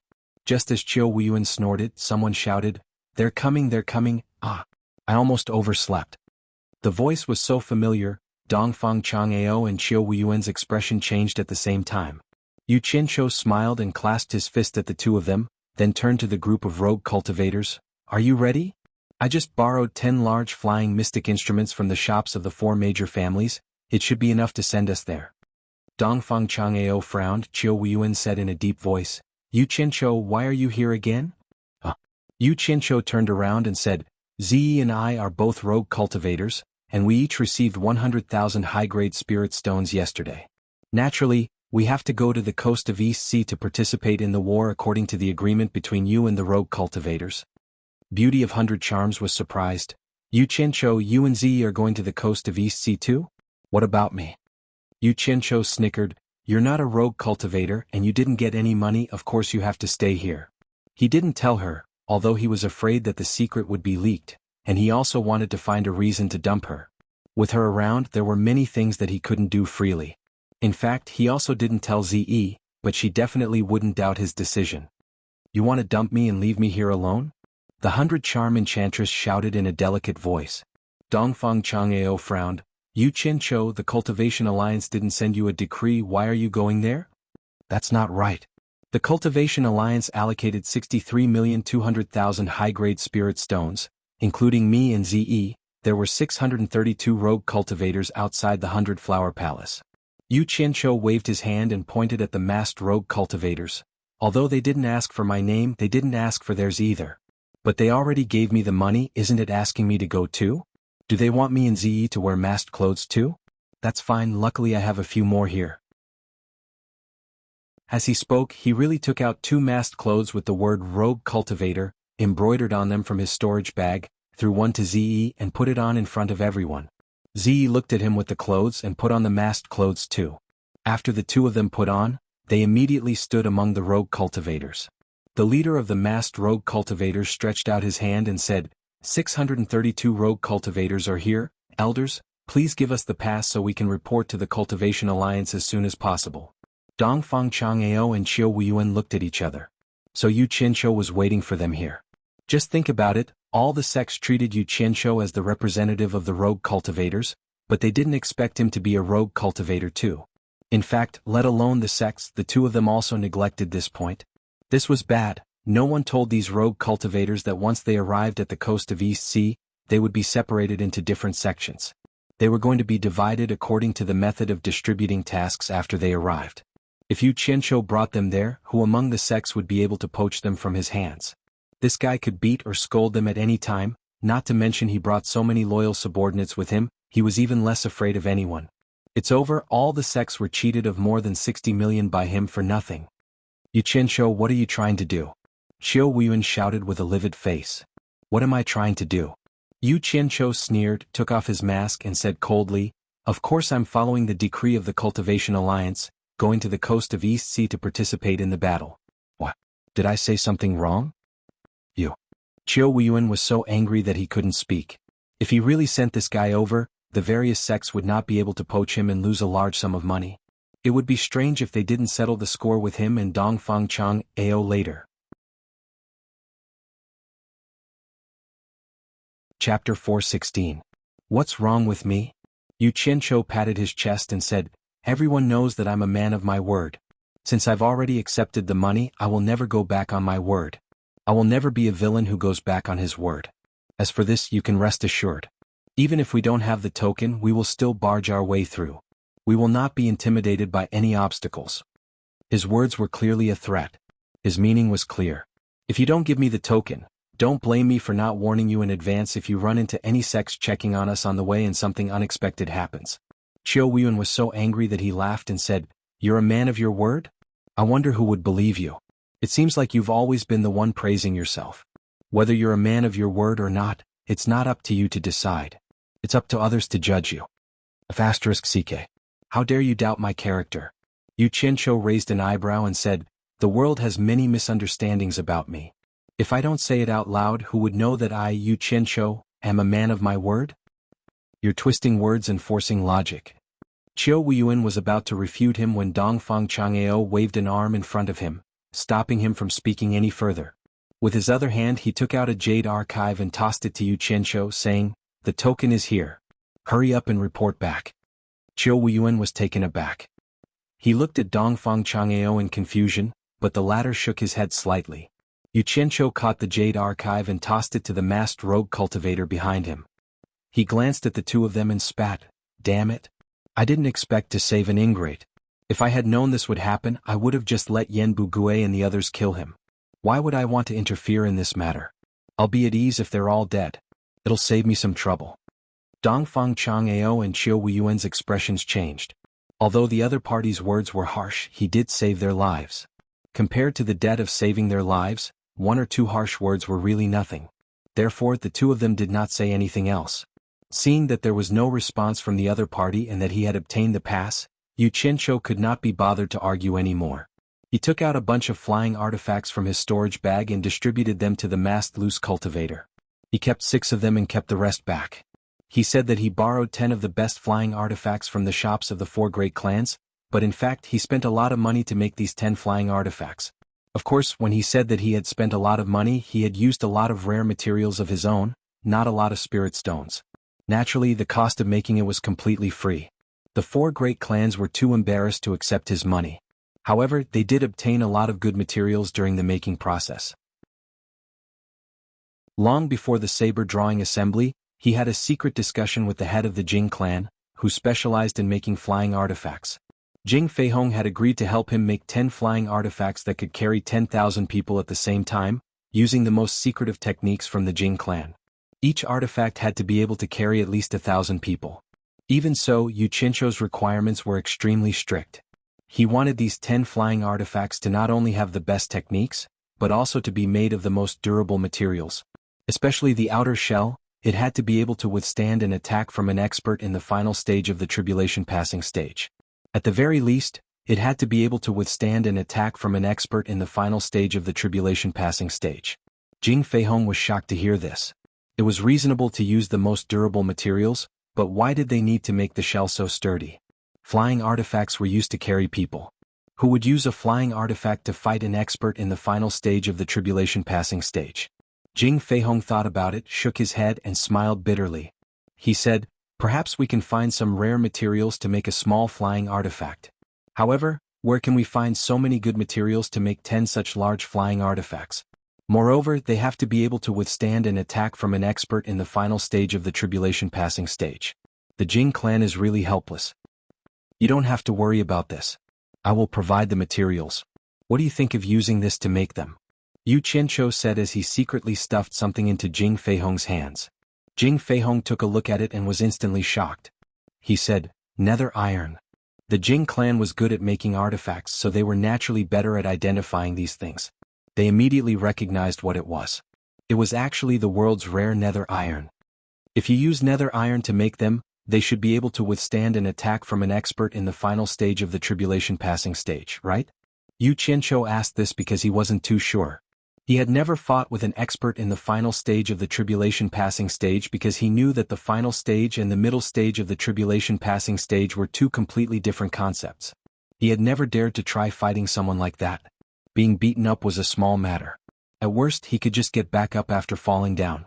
The important thing was that big boss you couldn't afford to lose face like that.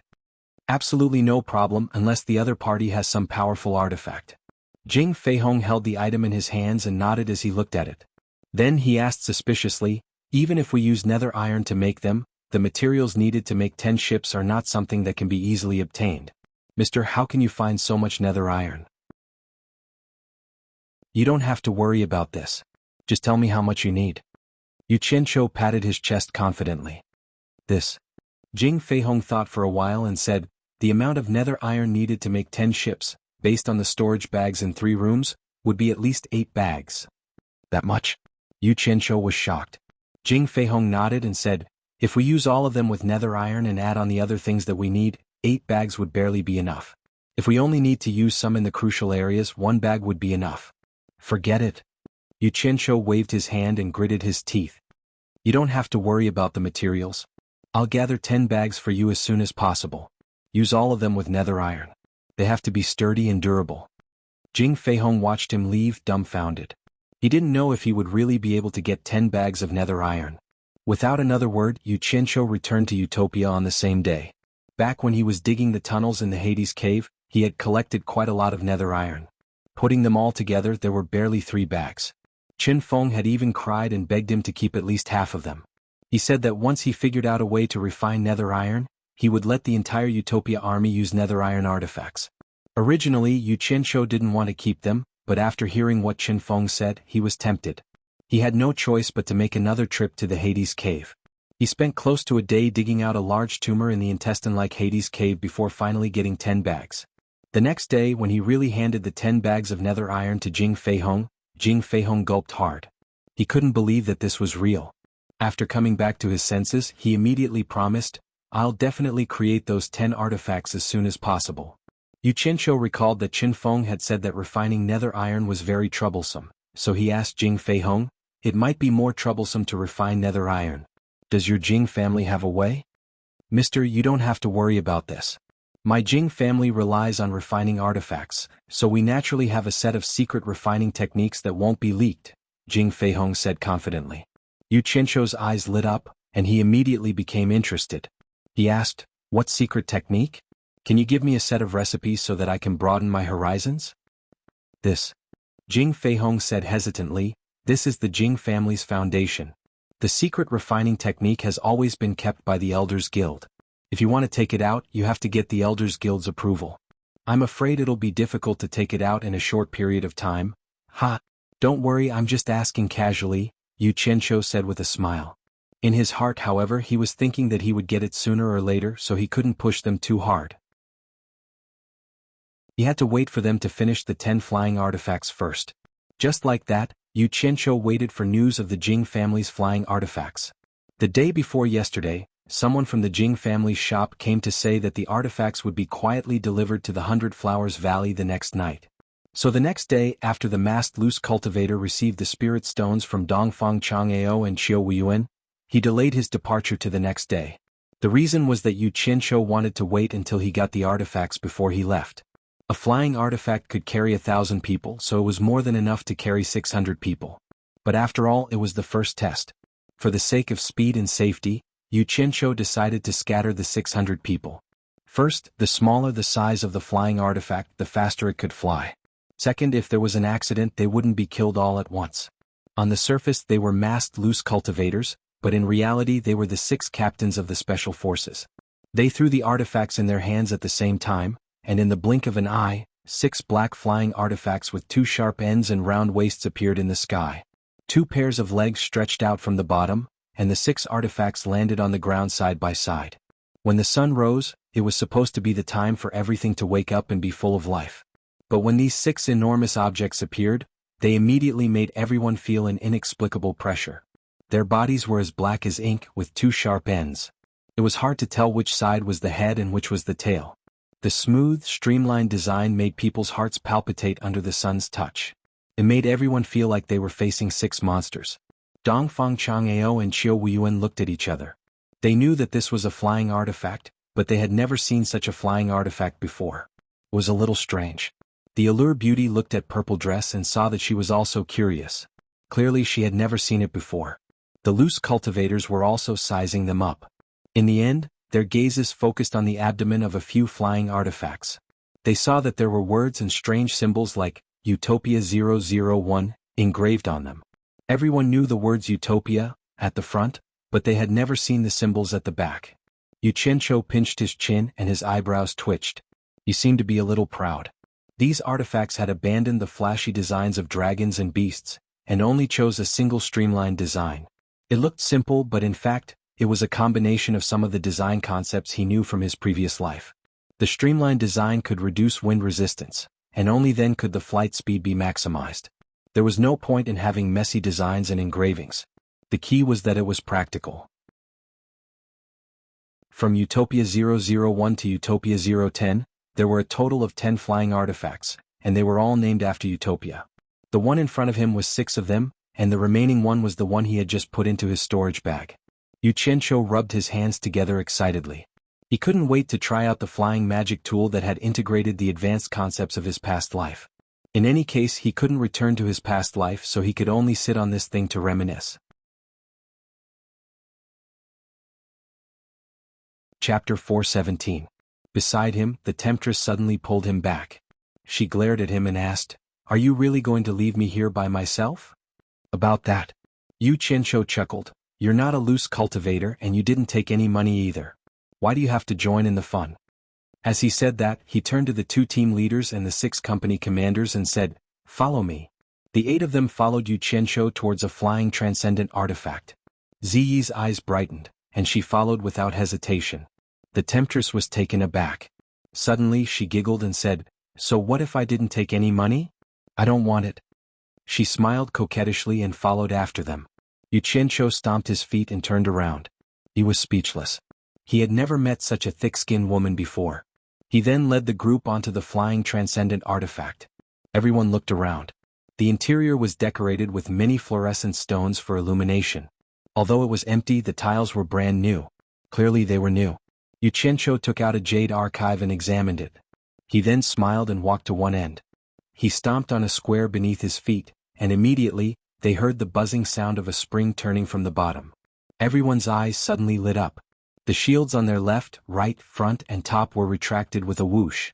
8 transparent crystal windows appeared before everyone's eyes, allowing them to see the scenery outside. Outside, Dongfang Chang'ao and Qiu Weiyuan were startled by the movement of this strange object. Why did it suddenly grow eyes? They then saw Yu Qianqiu and the others standing in front of the transparent crystal at the front of the cone, gesturing to the outside world. These 8 windows allow the user of the flying transcendent artifact to observe the situation outside. They don't have to be exposed to the elements outside. If something unexpected happens, they can close the windows at any time. Yu Qianqiu pointed at the circle of transparent crystal windows as he introduced them. He then stomped on the square beneath his feet. Everyone's vision darkened, and the 8 windows were sealed again. She stepped on it again and the window opened again. While everyone was still in shock, Yu Qianqiu stepped on the other squares under his feet. The sound of springs rang out, and a wide and thick seat rose up behind his buttocks. He sat down calmly and pointed at the platform in front of him that was filled with spirit stones. He smiled and said, "This is the place to replenish the spirit stones. The pilot can sit here and easily control the entire flying mystic instrument." Under everyone's dumbfounded gazes, Yu Qianqiu stood up and put away all these things before entering the spacious cabin. Everyone looked in the direction of his finger and saw that on the cabin floor, there was a square every 2 meters. It was obvious that there was something special about it. Sure enough, Yu Qianqiu walked to the side and stomped on it. Another thick chair rose up. He sat down and touched the small hand valve on the side of his body. The back of the chair could be adjusted very comfortably. Everyone was speechless as they watched. He then pulled down one of the hand valves on the cabin wall, and a small transparent window appeared before everyone's eyes. After Yu Qianqiu closed it again, he stood up and said with a smile, "Those sitting on the side can observe the situation outside through this window." After demonstrating once, he quickly made 8 copies of the Jade Archive in his hand and handed them to the 2 team leaders and the 6 company commanders. He said, "I've done it once. You should understand the gist of it by now. Some of the control methods in here are more or less the same. Just take a look and you'll understand." As he spoke, he suddenly shouted in a deep voice, "Each of the 6 companies will have 1 flying transcendent artifact. The 2 team leaders will each be responsible for 3. Keep in touch with each other. Once we're airborne, immediately discuss and form a battle formation. The target is the coast of the Eastern Sea. Execute the order immediately." As soon as they received the order, the 8 of them immediately perked up and responded in unison, "Yes." Then they quickly exited the mysterious flying transcendent artifact. Ziyi and the Temptress were so shocked that they felt like they were dreaming. They saw Yu Qianqiu walk to the rear cabin with his hands behind his back and pull open a door. He then walked in while shaking his head. "Is there something new in there?" The 2 girls looked at each other and quickly followed him in. Inside the small space there was a large bed and a recliner. Yu Qianqiu activated a mechanism, and a large protective shell suddenly appeared above his head, letting in the bright sunlight. Then they saw him leisurely leaning against the recliner, squinting his eyes as he basked in the sun. He looked very relaxed. "There's a bed and recliner on the flying transcendent artifact?" The 2 girls looked at the small space in a daze. Suddenly, the flying transcendent artifact shook. The Temptress blinked her eyes and quickly walked to the transparent crystal window. The 6 flying transcendent artifacts, including this one, slowly rose into the air and adjusted their direction. Below them, Dongfang Chang'eo and Qiu Weiyuan had seen many things in their lives, but they had never seen such a strange flying transcendent artifact. They watched as the 6 flying transcendent artifacts formed a formation in the air, with 1 in the lead and 2 on each side. The one Yu Qianqiu was on was sandwiched in the middle of the formation, becoming the center point of the formation. The 6 flying transcendent artifacts adjusted their direction and quickly flew towards the east. They could vaguely see Yu Qianqiu lying on a recliner and waving at them through the transparent window at the rear of the flying transcendent artifact in the middle. "This kid has finally grown up. This is going to be difficult." Dongfang Chang'eo shook his head and smiled bitterly. He turned to the people beside him and said, "They came prepared. The coast of the East Sea is going to be lively." Qiu Weiyuan said with a solemn face, "We have to quickly spread the news and let the sects prepare." The 2 of them looked at each other and quickly flew into the 100 Flowers Valley as Yi and the Temptress were leaning against the transparent crystal window, chattering like 2 little girls. Their faces were filled with excitement, and they would occasionally point at the white clouds floating by outside as they chatted and laughed, as if they had never seen them before. Yu Qianqiu lazily turned over on the soft recliner and continued to sleep. The Temptress turned around and looked, then walked over with a smile. She squeezed her butt onto the recliner and poked a certain someone's waist with her sharp index finger. Yu Qianqiu let out a cry and sat up. He rubbed his waist and glared at her angrily. He shouted, "Are you done yet? What do you want?" The Temptress wasn't angry. She looked around and thought to herself, "Thank goodness I'm thick-skinned enough to come here. Otherwise, I wouldn't be able to see such a flying instrument." Thinking of this, she winked at Yu Qianqiu seductively. Yu Qianqiu shuddered and immediately lost his temper. He wanted to move away from the Temptress, but the Temptress grabbed his hand and asked, "Let me ask you, was this flying instrument really made by the Jing clan of the 4 major clans? Are you trying to seduce me?" Yu Qianqiu struggled, but he couldn't get rid of the Temptress. He smiled bitterly and said, "Palace Leader Yi, if you have something to say, just say it. Don't pull me, okay?" Ziyi turned around and glanced at the 2 of them. She was already used to their actions. She turned around and pressed her face against the transparent window. Her eyes were pure as she looked at the clouds of different shapes that were being thrown far away. The Allure Beauty glanced at Ziyi and bit her alluring red lips with her silver teeth. She grabbed onto Yu Qianqiu and whispered in his ear, "Don't call me Palace Lord Yi in the future. My real name is Yi Kun. You can just call me Yi Kun." Her voice was like a devil's voice, very alluring. "Call me Yi Kun? What a mess." Yu Qianqiu's face twitched. He rejected the temptation and said, "Don't give me that. Don't you just want to know where this flying instrument came from?" The temptress retracted her hand, blinked her eyes, and said in a tone that seemed both real and fake, "You even saw through this?" "That's right. I just want to know. With such a comfortable structure, my pink sect will also buy one." Yu Qianqiu escaped from the temptress' hands. He turned around and sat on the bed.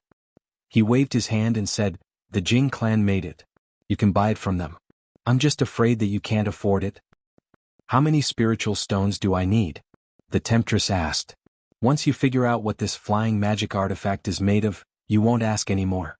Yu Qianqiu sneered. The temptress didn't pester him anymore. She knocked around the cabin and thought about it.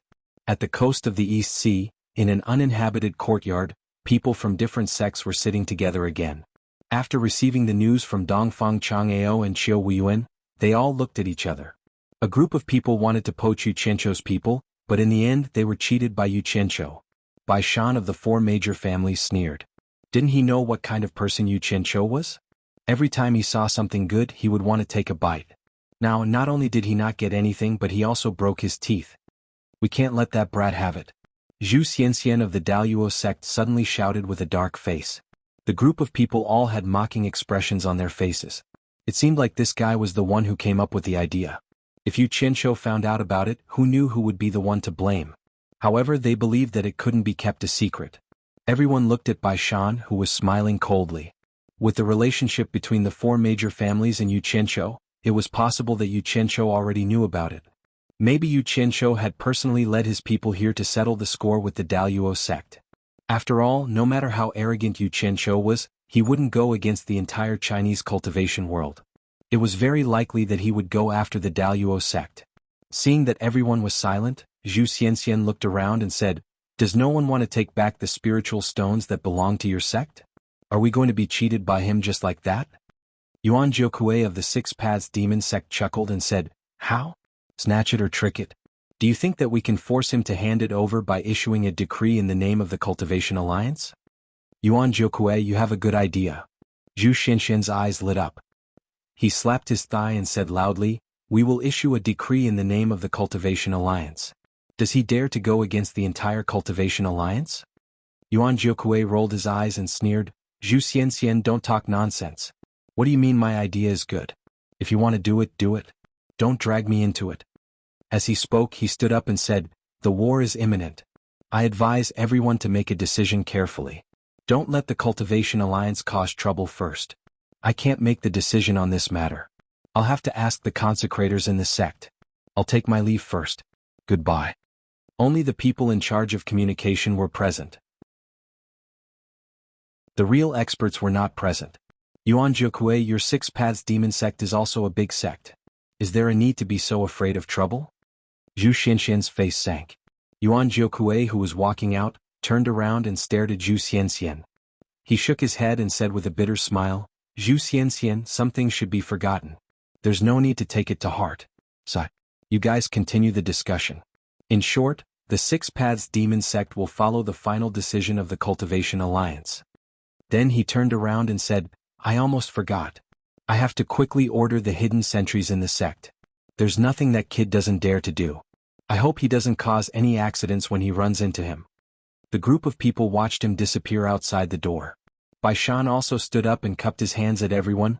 "The four families are the same as the Six Paths Demon sect. We will follow the final decision of the Cultivation Alliance. I have something to do. I'll take my leave first." With one or two people taking the lead, the other sects found excuses to leave. In the end, Zhu Xianxian was left alone with a gloomy expression. A good discussion had failed just like that.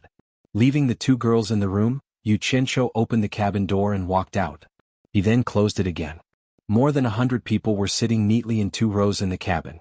When they heard the voice, they immediately stood up and saluted. Yu Qianqiu signaled everyone to sit down. He then asked the leader of the team, "How's the flying artifact? Are you used to it?" "Very good. It's better than all the ones I've used before." The leader was a little excited. As the two were talking, the flying artifact suddenly slowed down. The two of them swayed. The leader suddenly turned around and shouted, "Company leader, what's going on?" "Leader, someone stopped the flying artifact of the leader of the second team." The leader of the first team who was driving the artifact replied loudly. The leader flashed to the front and seemed to be communicating with the people of the second team. Yu Qianzhou walked over slowly with an expressionless face. Looking through the transparent window, he saw a dozen people in a small flying artifact blocking his way. He snorted coldly and said, "Let's ask who stopped us first." The leader nodded and quickly got it through telepathy. He then reported, "It's a patrol team formed by a few small sects of the Cultivation Alliance. They want us to show our pass token." Yu Qianzhou's expression softened a little. He nodded and said, "I'm doing my job. I'll cooperate with them." The leader took the order, opened the cabin door and flew out. After showing the pass token, he negotiated with those people. Not only did those people not leave, but they also followed the leader. After the leader flashed in, he asked, "They said they've heard of your name for a long time. They want to pay you a visit." After coming out of the special forces, there was a rule that the title leader could not be used outside. Let them in. Yu Qianzhou was stunned. The leader went to the cabin door and let more than a dozen people in. As soon as these people from the small sects came in, they immediately saw more than 100 masked people staring at them. They suddenly felt a little uneasy and nervous. It was said that these people were all experts of the tribulation stage. "This is the Mr. Yu you want to see." The leader waved his hand and said. Yu Qianzhou laughed and walked over. He smiled amiably and said, "Everyone, you've worked hard. I'm Yu Qianzhou. I don't know what I can do for you." Although Yu Qianzhou's reputation was not very good, his history of struggle had long been something that the young disciples of the various sects talked about. Many grassroots disciples dreamed of becoming someone like Yu Qianzhou. When Yan Bugui brought people to challenge him, Yu Qianzhou killed his opponent with one strike. Although the young disciples of the various sects did not see it with their own eyes, it was spread like wildfire. Especially when he said, "So what if I'm famous or not? One strike is enough." This made the grassroots disciples of the various sects worship him crazily. Coincidentally, these people were sent here to investigate suspicious cultivators. When they saw the 6 extraordinary flying artifacts, they thought it was someone from a large sect. They did not expect to meet a legendary grassroots idol. So one of them mustered up the courage to ask for a meeting with the leader. The leader wanted to refuse, but he remembered that Yu Qianzhou was here. It was not good for him to make a decision for him, so he came to ask for instructions. Who knew that Yu Qianzhou would agree without hesitation? The young disciples thought that Yu Qianzhou would be like those people from the large sects and just say a few perfunctory words to them. Who knew that he would be so easy to talk to? The group of disciples from the small sects immediately relaxed a lot. They all bowed and said, "I've heard of Mr.'s great name for a long time.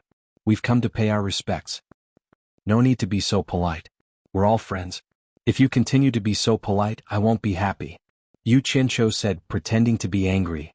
"Do you also think that I'm like the rumors outside, a scum or a madman in the cultivation world?" The dozen or so people were seen through by him. They all scratched their heads and smiled awkwardly. One of them mustered up the courage to reply, "To be honest, mister, we were indeed a little worried before. Now that we've met, mister, we know that those were all rumors." "Yes, I believe that what you said is the truth. Other than being a trustworthy person, I also like people who tell the truth the most." Yu Qianzhou patted his shoulder kindly and sighed. "But rumors are terrible. Maybe after many years, when your cultivation is successful, you will inevitably encounter similar rumors. I hope that you can treat it with a normal heart. Don't be like me. Sometimes, when I can't hold it in anymore, I get into a fight. It's clearly something I'm in the right, but the more I fight, the worse my reputation becomes. So, I'm a good example. I hope that you can learn from it. This is my advice to you as a person who has been through it." The group of people fell into deep thought when they heard this. The disciple who was patted on the shoulder was a little agitated. "From what I see, someone is clearly jealous of Mr., and that's why they purposely spread rumors to slander you. But so what? If I had Mr.'s ability, I definitely wouldn't forgive anyone who dares to talk about me like that. That's too shallow, too shallow." Yu Qianzhou shook his shoulder and warned him, "Don't learn from me. If that day comes, you must endure when you need to. You must know that if you take a step back, everything will be fine. If you endure for a while, everything will be fine. Don't be impulsive, understand?" Ze and the temptress, who were in the rear cabin, had already opened the cabin door to see what was going on. Now that they heard Yu Qianzhou's tireless and sincere words, the temptress's expression was indescribably strange. Seeing that the group of young cultivators were all silent, Yu Qianzhou patted the disciple's shoulder again and laughed. It's fate that we can meet. Let's not talk about unhappy things. This is my new flying artifact. It's also unique in the cultivation world. Dongfang Chang'ao from Fuxin Island and Qiu Weiyuan from 10,000 Demons wanted to come up and have a look, but I coaxed them away. Why don't you all take some time to look around? Let me be the host. Hearing that such a famous person didn't even have the qualifications to come here, these people were indeed eager to try. However, after looking at each other, they all bowed to Yu Qianzhou. The disciple cupped his hands and said, "We appreciate Mr.'s kindness, but we have been ordered to come here. We don't dare to delay for too long, so we bid farewell to Mr. Since you all have important matters to attend to, I won't disturb you anymore." Yu Qianzhou thought for a while and turned to Team Leader 1. "We didn't prepare any greeting gifts. Let's give each of you 10 top-grade spirit stones." No need, no need. The group of people quickly waved their hands. But Team Leader 1 didn't say anything. He resolutely carried out the order and stuffed a handful of spirit stones into everyone's hands. The group of people held the spirit stones and looked at each other, not knowing what to do. Yu Qianzhou smiled amiably and said, "Take it all. Take it as a greeting gift. Take it as a witness to our reunion." Hearing this, the group couldn't refuse and could only thank him. After they left, the 6 flying artifacts began to speed up. Yu Qianzhou was still waving at them from the cabin door. More than 10 people stood on the small flying artifacts and watched as Yu Qianzhou and the rest disappeared into the distance. They sighed as they looked at the spirit stones in their hands. With Yu Qianzhou's current status in the cultivation world, he didn't even pay attention to the sect masters of a sect. Yet he looked favorably upon these useless grassroots disciples. Furthermore, he patiently encouraged them with kind words and even gifted them with a large amount of spirit stones. The disciple who had close contact with Yu Qianzhou turned to look at the crowd and said, "All the sects say that Mr. Yu is a scum and a lunatic. I hope that the people who say these things can be as scum and as crazy as Mr. Yu. Then our cultivation world will be peaceful." Another person sighed. "It's obvious that Mr. Yu is in the limelight. All the sects are obviously working together to suppress him." Similar things don't only happen in the cultivation world. We've seen such things in all the sections. Be careful with your words. We can only say these things here. Don't spread it back to the sect. Otherwise we'll be in trouble. What are you afraid of? Don't tell me someone will tell on us. Mr. Yu is a good person. A group of disciples who didn't know the truth were bored. They were chattering and vindicating Yu Qianzhou in a small area. It just so happened that the journey was lonely. He didn't expect to become a teacher who spread the truth again. Yu Qianzhou was in a good mood. He said to Team Leader 1, "If we encounter similar checks again, invite all the young disciples from the various sects who have low cultivation bases. If they are that old, forget it. Those old and stubborn people have already set their minds. It's hard to change them. Don't waste my breath. Just deal with it." Understood. Team Leader 1 nodded. Just as Yu Qianzhou was about to turn and leave, he suddenly thought of something and snorted. "There is one exception. If you encounter people from Daluo sect, tell Team Leader 2 to first send people to cripple them. Then don't let any of them go. Capture them all. I want to give Daluo sect a greeting gift." After giving his instructions, Yu Qianzhou returned to the rear cabin with his hands behind his back. When he entered, he saw Zi looking at him strangely. The allure beauty covered her mouth and giggled. "Mr. Yu is indeed a kind person. He's the model for all sects to learn from." "I knew you were a bad woman." Yu Qianzhou rolled his eyes at her. He said to Zi with a serious expression, "Some people's words cannot be trusted easily, especially those who speak ill of others behind their backs." Hearing this, the allure beauty laughed even more happily. She continued, "Especially those who speak nonsense and lie without blinking. You can't trust the words of these people. Mr. Yu, do you think I'm right?" "Ah."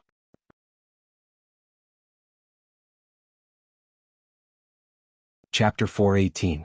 A good man doesn't bicker with a woman. Yu Qianzhou threw down these words and confidently returned to his chair to rest. The allure beauty smiled and slowly retreated to the bed. She pulled over the thick blanket and curled up inside.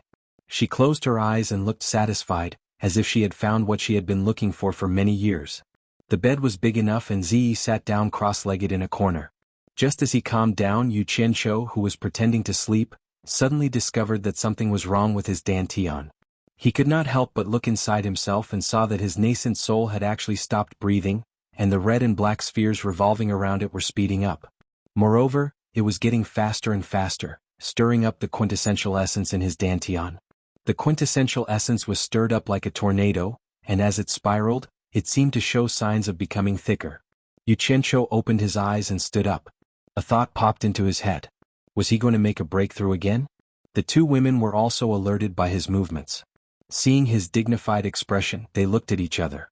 Just as the allure beauty was about to ask something, Yu Qianqiu said, "Zi, protect me. My cultivation is about to break through to the middle stage of nascent soul. Don't let anyone disturb me." He sat down cross-legged on the deck and closed his eyes to carefully observe the movement in his dantian. Ziyi's expression became serious. She knew that when a cultivator was about to make a breakthrough, they couldn't be disturbed. If they missed this opportunity, it would be hard for them to make any more progress. She immediately moved to his side and looked around vigilantly. When her gaze swept past the allure beauty, she was actually on guard. After the allure beauty saw what the two were doing, she felt a bit sad. Yu Qianqiu subconsciously called Ziyi to protect him and didn't call her. It was obvious who the two women were in his heart. Especially Ziyi's vigilant gaze, it made her even more confused. It turned out that she hadn't really integrated with the two of them. Perhaps they were subconsciously on guard against her. "I'll go guard outside the door in case someone comes in and disturbs you." The allure beauty smiled awkwardly. Purple Dress nodded solemnly. She was on high alert and even pulled the handbrake to have the protective shell cover the transparent window again. The 100 Charm beauty lightly sighed in her heart, and she smiled as she left.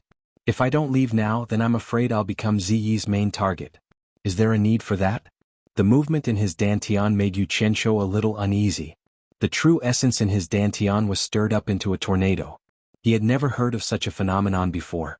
He also knew that his cultivation method was different from other cultivators. Therefore, he did not have any experience to learn from. However, there was one thing that was beyond doubt. Only when one's true essence became more substantial would it represent that one's cultivation would become more profound. Just like the protective aura released by a transcending tribulation stage expert, only when the true essence was thick to the point that the protective aura released would be hard to break. If it was at the soul formation stage, then the protective aura released would naturally be even more difficult. It was clear that at this moment, the true essence in his dantian was spinning rapidly. It was trying to reach the next level. However, it was like there was no place for it to borrow strength from. It spun in the air and like a bone scraper, it swept across the walls of his dantian. Yu Qianqiu was in so much pain that he trembled. He clenched his teeth and endured it. That damned nascent soul was sitting peacefully between the red and black beads. There was no reaction at all. How could this be? Ziyi was shocked. She was also a nascent soul stage cultivator. Although it was uncomfortable, it shouldn't be like this. Increasing the resistance and slowing down the speed should reduce the pain. Yu Qianqiu was in so much pain that his whole body was covered in sweat. He bit his lips so hard that they bled. When he could no longer endure it, this thought suddenly appeared in his mind. Ziyi saw that he had bitten his lips so hard that they bled. She trembled with fear, but she didn't know how to help him. She just stood there anxiously. Right now, she even wanted to go out and pull the beauty of 100 Charms in to ask her if she knew what was going on. In her anxiousness, she suddenly saw a purple spirit stone appear in each of Yu Qianqiu's hands. The spirit stone's luster gradually dimmed in his palms. The spiritual energy within it was obviously being absorbed. Ziyi was slightly stunned. She had never used any spirit stones before, but it didn't mean that she didn't know what a purple spirit stone meant. He actually had the legendary top-grade spirit stone? Ziyi forgot to be anxious. She watched in surprise as he threw away one spirit stone and took another. This big liar. Who knew how many more secrets he was hiding? The rich spiritual energy in the top-grade spirit stone poured into his dantian. Finally, the rotation of the true essence slowed down a little. His dantian became bulging. However, the two damn beads didn't slow down at all. They stirred the true essence in the thick spiritual energy.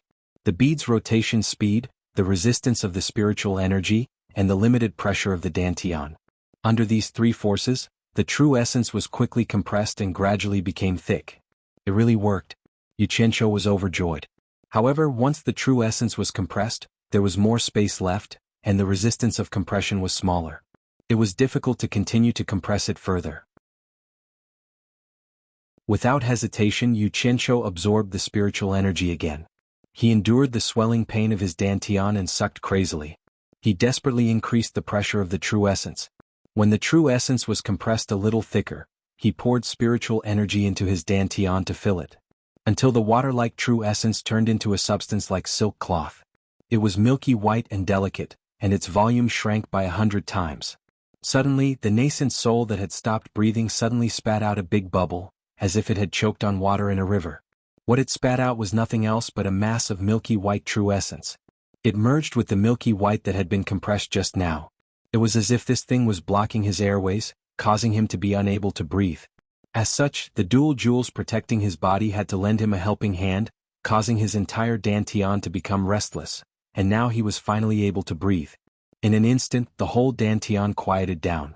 The two beads' rotation speed returned to their usual state of protecting the nascent soul. The nascent soul that could breathe took a deep breath. The rich spiritual energy was sucked in. It rotated in its abdomen and spat out a silk-like white true essence. Yu Qianqiu's whole body shook. He let out a weak moan in comfort. A smile appeared on his face. He finally broke through. Ziyi also let out a sigh of relief. She also saw that he had broken through. As soon as Yu Qianqiu opened his eyes, he saw Ziyi's suspicious face coming over. He was startled and said, "What are you doing? Are you trying to molest me?" Ziyi pointed at the light purple spirit stone in his hand that had not finished absorbing the spiritual energy. She asked, "Do you really have no money?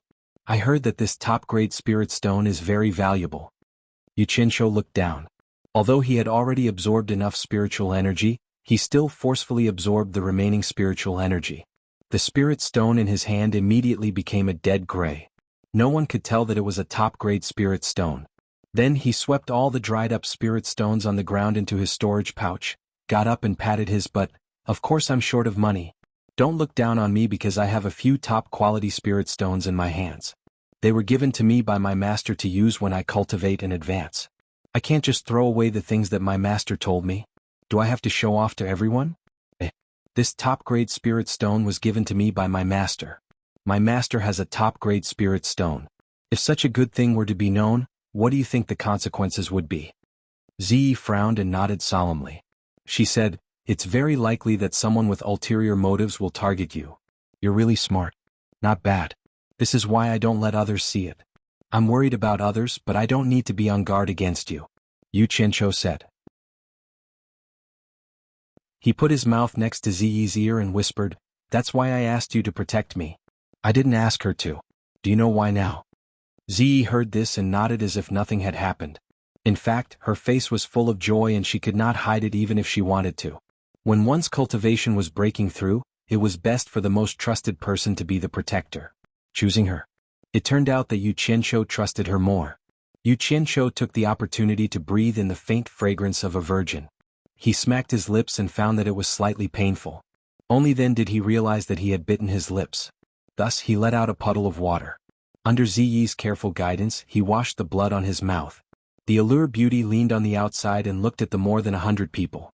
There was no joy or sorrow on her face. She was lost in her thoughts. The cabin door suddenly opened. Ziyi poked her head out and smiled. The 100 Charms beauty was startled. She turned around and went in, only to see Yu Qianqiu standing there with his legs crossed. The protective shell on top of his head had been opened again, and the sky outside was already filled with stars. "You broke through?" The allure beauty walked to Yu Qianqiu and asked with a smile. There was a bitterness hidden in her smile. It seemed that this question was a bit unnecessary. If he did not break through, it would be strange if he could be so carefree. Yu Qianqiu smiled proudly and answered her in this way. The allure beauty did not ask any more questions. She still had a seductive smile on her face. She casually returned to the bed and continued to curl up in the thick blanket. She suddenly felt that she should have a good sleep. Perhaps her mood would be better tomorrow. The stars in the night sky were so brilliant. They were so deep, beautiful, and enchanting. However, they did not make her open her eyes for a while. She, who had been meditating and resting for many years, actually fell asleep quietly. The next day, the 6 flying artifacts in the sky were the first to bear the light of the rising sun. Lying on the chair, Yu Qianqiu still felt that it was dazzling with his eyes closed. He tilted his head to look. Ziyi was meditating at the corner of the bed. Her expression was solemn.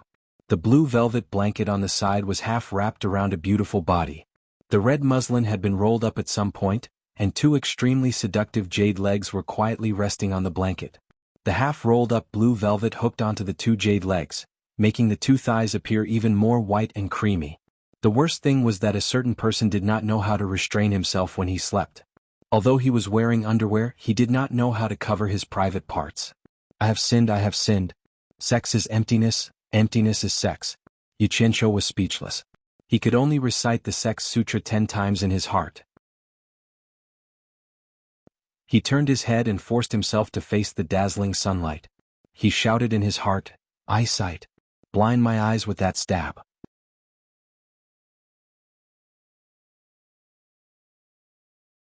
Chapter 419.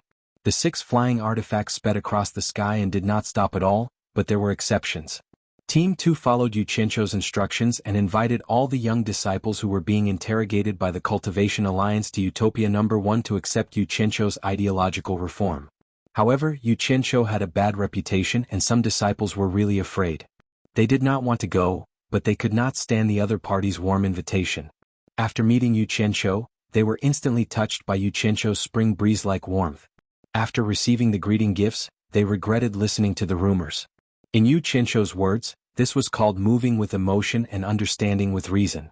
Of course, that was a greeting gift. The sects set up many similar interrogation points everywhere, and then set up a communication matrix within a certain range. Naturally, this was to make it convenient for them to report to the Cultivation Alliance in time if they discovered anything suspicious. Therefore, the Cultivation Alliance received the news that Yu Qianqiu's 6 flying artifacts were closing in. The interrogation points asked, "Did Yu Qianqiu and the others cooperate with the interrogation? Did they cause any trouble?" What surprised the various sects was that the replies from many of the interrogations all said, Yu Qianqiu actively cooperated with the interrogations.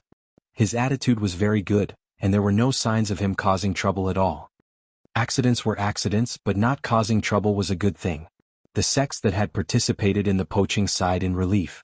Daluo sect had instructed their disciples to be on guard. If they encountered Yu Qianqiu and his attitude was not good, they must tolerate it as much as they could, lest Yu Qianqiu take the opportunity to cause trouble. But after receiving such news, Zhu Xianxian was relieved. It seemed that Yu Qianqiu did not dare to go against the entire Cultivation Alliance. At least he knew what was good for him. When the Daluo sect disciples received the warning from the sect, they were all terrified. Everyone knew that Yu Qianqiu had a deep grudge with the Daluo sect. They had clashed with each other again and again. Even the sect master's son was killed by that bastard. What else could he not do? It was said that he had brought more than 600 cultivators at the crossing calamity stage with him. What should he do? Zhao Chang was an early-stage tribulation-passing elder of the Daluo sect. He was usually by the side of Luo Kuan, one of the top experts of the Daluo sect. Now that he had been sent to a checkpoint of the Daluo sect, it was truly a waste of his talents. In this battle, Luo Kuan and several experts in the late tribulation passing stage had come to help the Daluo sect. He could be considered the number 1 figure among the people from the Daluo sect. After receiving Zhu Xianxian's report about Yu Qianqiu, Luo Kuan ordered his men to calculate Yu Qianqiu's route and sent his trusted aide, Zhao Chang, to the place where Yu Qianqiu must pass. The purpose was simple. Put aside the past and try to restrain the disciples from clashing with Yu Qianqiu at this time. Otherwise they would become a laughing stock to the other sections. Now was not the time to settle the score. Zhao Chang had been with Luo Kuan for a long time. In the Daluo sect, no one dared to disrespect him. After a long time he inevitably became a little arrogant. In his heart he also felt that he had been wronged. He had been sent to a small checkpoint to deal with a rogue. Although he was unwilling, he did not dare to object to Luo Kuan's arrangement. In the Sea of Clouds, the Daluo sect's flying artifact was hidden. This way it was convenient for them to observe the surroundings. On the flying artifact there were 15 people including Zhao Chang. A leader named Lu Su looked at the arrogant Zhao Chang and asked carefully, "Elder Zhao, why does that Yu Qianqiu always make life difficult for our Daluo sect?" Zhao Chang glared at him and snorted. "You Daluo sect disciples should remember this. Kind people get bullied and tame horses get ridden. Our Daluo sect is ranked second among the righteous sects, so you must show the backbone of a great sect. Don't be like some people who can remain indifferent even when their own sons are killed after suffering a bit." Boosting the morale of others while lowering our own prestige is a great humiliation to the Deluo sect. Lu Su clicked his tongue. He had long heard that this elder Zhao was arrogant, but he didn't think he would dare say such things to that person. He naturally knew who Zhao Chang's son was killed, but the topic was too sensitive. He didn't dare continue. If word got out, an early core formation realm disciple like him wouldn't be able to bear the consequences. Thinking of this, Lu Su couldn't help but worry. As soon as he received the news from the sect, he was prepared to avoid Yu Qianzhou's flying artifact and hide in the clouds. No matter how much Yu Qianzhou hated the Deluo sect, he couldn't possibly search for them everywhere. Who knew that the front lines would send this guy to restrain them? From his tone, it sounded like he was here to restrain them? He was clearly pushing them into a pit of fire. So, just hide in the Deluo sect and act arrogantly. Why didn't you think about what kind of person Yu Qianzhou was? He didn't care what sect you were from. Even sect master Luo Qingtian, a mid-tribulation passing cultivator, lost an arm in a one-on-one duel.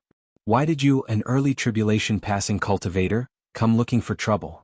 Lu Su turned around and exchanged a glance with the people behind him. He could see that everyone had a hint of worry on their faces, and it was clear that they all had the same concerns as him. Lu Su couldn't help but shake his head with a wry smile. He hoped that Elder Zhao didn't want to lose face in front of the disciples and deliberately said something like that. What he feared had come.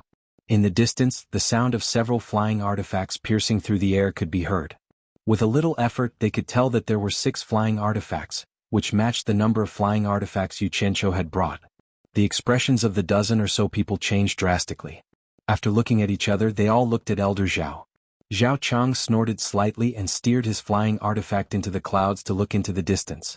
In the distance, 6 black dots were flying in their direction at high speed and would soon meet them. Zhao Chang directly controlled the flying Dharma artifact to rush out and tyrannically blocked the path of the 6 flying Dharma artifacts. The 6 flying artifacts had clearly noticed them as well and slowed down as they approached. The group from the exalted sect sized up the 6 celestial artifacts in front of them.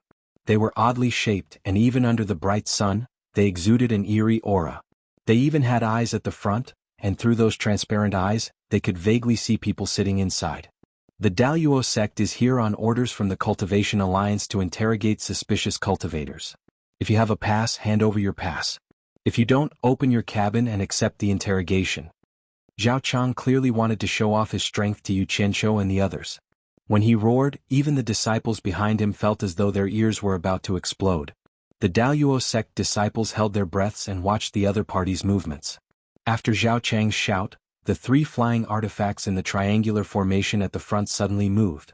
It was as if the eyes had suddenly closed. The group did not understand what was going on. Zhao Chang snorted coldly and shouted again, "The Daluo sect is here on orders from the Cultivation Alliance. How dare you?" The tone of the shout suddenly changed. The group of people were also startled by the other party's movements. They saw the 3 flying artifacts in front of them shooting over in a frenzy, directly colliding with the small flying artifacts beneath their feet. They did not even say a word to each other. "Oh my God!" The Daluo sect disciples cried out and jumped down from their flying artifacts. After they dodged the impact, they released their flying swords and steadied themselves in the air.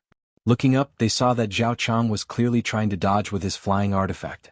However, it happened so suddenly, and the 3 monstrous things had deliberately planned for this. There was a loud bang in the air. Zhao Chang leaped into the air and flew away. The flying artifact under his feet was knocked far away, and he quickly rolled toward the dear earth to hug it. The group of disciples still had lingering fear, and a bad feeling welled up in their hearts. At first, everything was fine, but when they heard that it was the Daluo sect, they immediately became impolite. They clearly did not like the Daluo sect. "How dare you? How dare you defy the decree of the Cultivation Alliance?" Zhao Chang shouted, and a cold light flashed from his storage bag. Under his guidance, it first shot into the sky, then quickly turned around and shot toward one of the flying artifacts. Bang! There was a loud bang and the flying sword hit its target smoothly. Zhao Chang recalled his flying sword and was slightly taken aback. Under his full strength, the other party's flying artifact was actually undamaged. Even the scratch was not very obvious, almost unnoticeable. "Oh my! What material is this flying artifact made of?" The expressions of the Daluo sect disciples below all changed. They saw that Zhao Chang's sword seemed to have poked a hornet's nest. Dozens of black shadows flashed out from the flying artifact that was hit. More than a dozen of them shot into the sky and surrounded Zhao Chang from all directions. The rest of them scattered. The disciples' vision blurred, and they found that each of them was standing in front of a masked man in black, staring at them indifferently. The words "itinerant cultivator" on the men's chests made the disciples subconsciously shiver. They immediately remembered the news they had heard recently. Yen Bugue led a group of tribulation stage experts to sneak attack the 100 Flowers Valley. Yu Qianshou suddenly attacked, and the 600 itinerant cultivators under him killed almost all of the tribulation stage experts without suffering any losses. Zhao Chang looked around in the sky and saw that he was surrounded by masked men in black, and they were all at the early stage of the tribulation stage, similar to his cultivation level. He immediately waved his hand and shouted, "How dare you! I am a disciple of Daluo sect's Honorable Luo Kuan. You itinerant cultivators dare to surround me? Are you tired of living?" "Who is Luo Kuan?" A strange question came from below. Zhao Chang looked down and saw a man and two women standing on one of the flying artifacts. The man was asking an enchanting woman a question. The enchanting woman giggled and said, "Luo Kuan is the honorable cultivator of Daluo sect in the late stage of the tribulation stage. It is said that he is ranked third in the Daluo sect. He is the leader of the Daluo sect's expedition to the East Sea." "Then I'll have to ask him why his Daluo sect keeps looking for trouble with me." The man nodded slightly. Zhao Chang shouted, "Who is down there? Come up and answer me." Even at this time, the man's tone was still so unyielding, as expected of a big sect. Where did this old bastard come from? He really doesn't know his place. After the man cursed, he waved his hand and pointed. "Cut that stubborn guy into a human stick, seal his dantian and bring him here. Don't kill him. This is my greeting gift to the Daluo sect."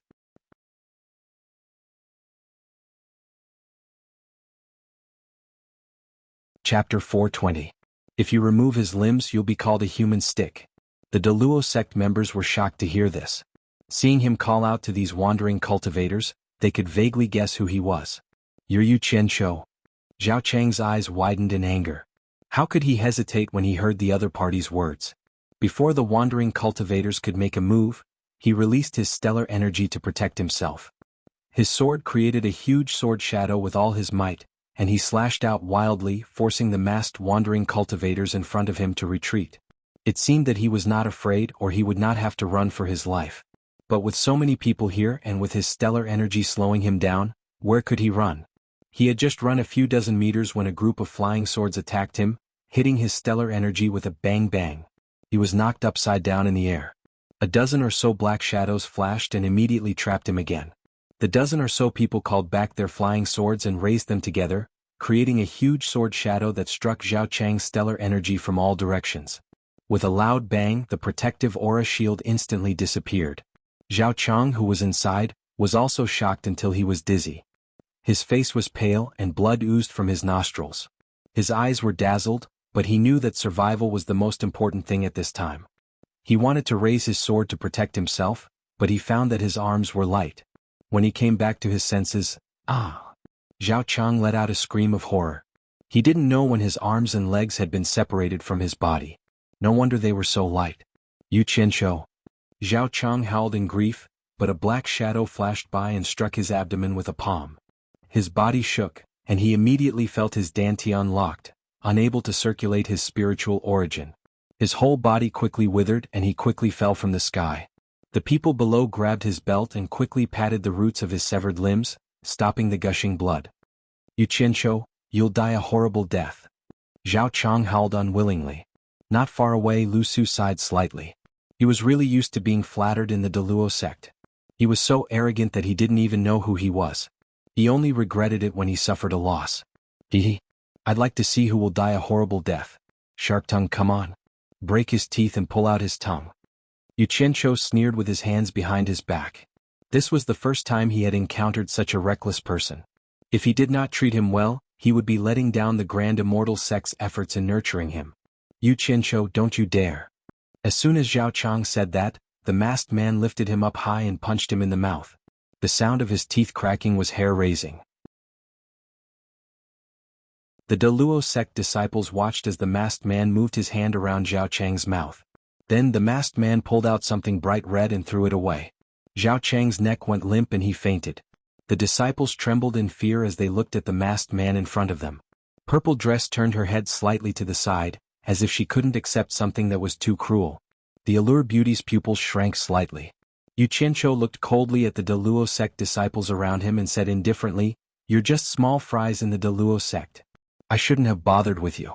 If you want to blame someone, blame yourselves for being Deluo sect disciples and getting involved in the grudge between me and the Deluo sect. You can't blame others for this." He waved his hand lightly and said, "Cripple their cultivation but spare their lives."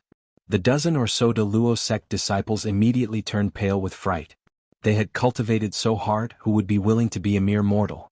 Once their cultivation was crippled, it would be a fate worse than death. Now they probably couldn't do it anymore.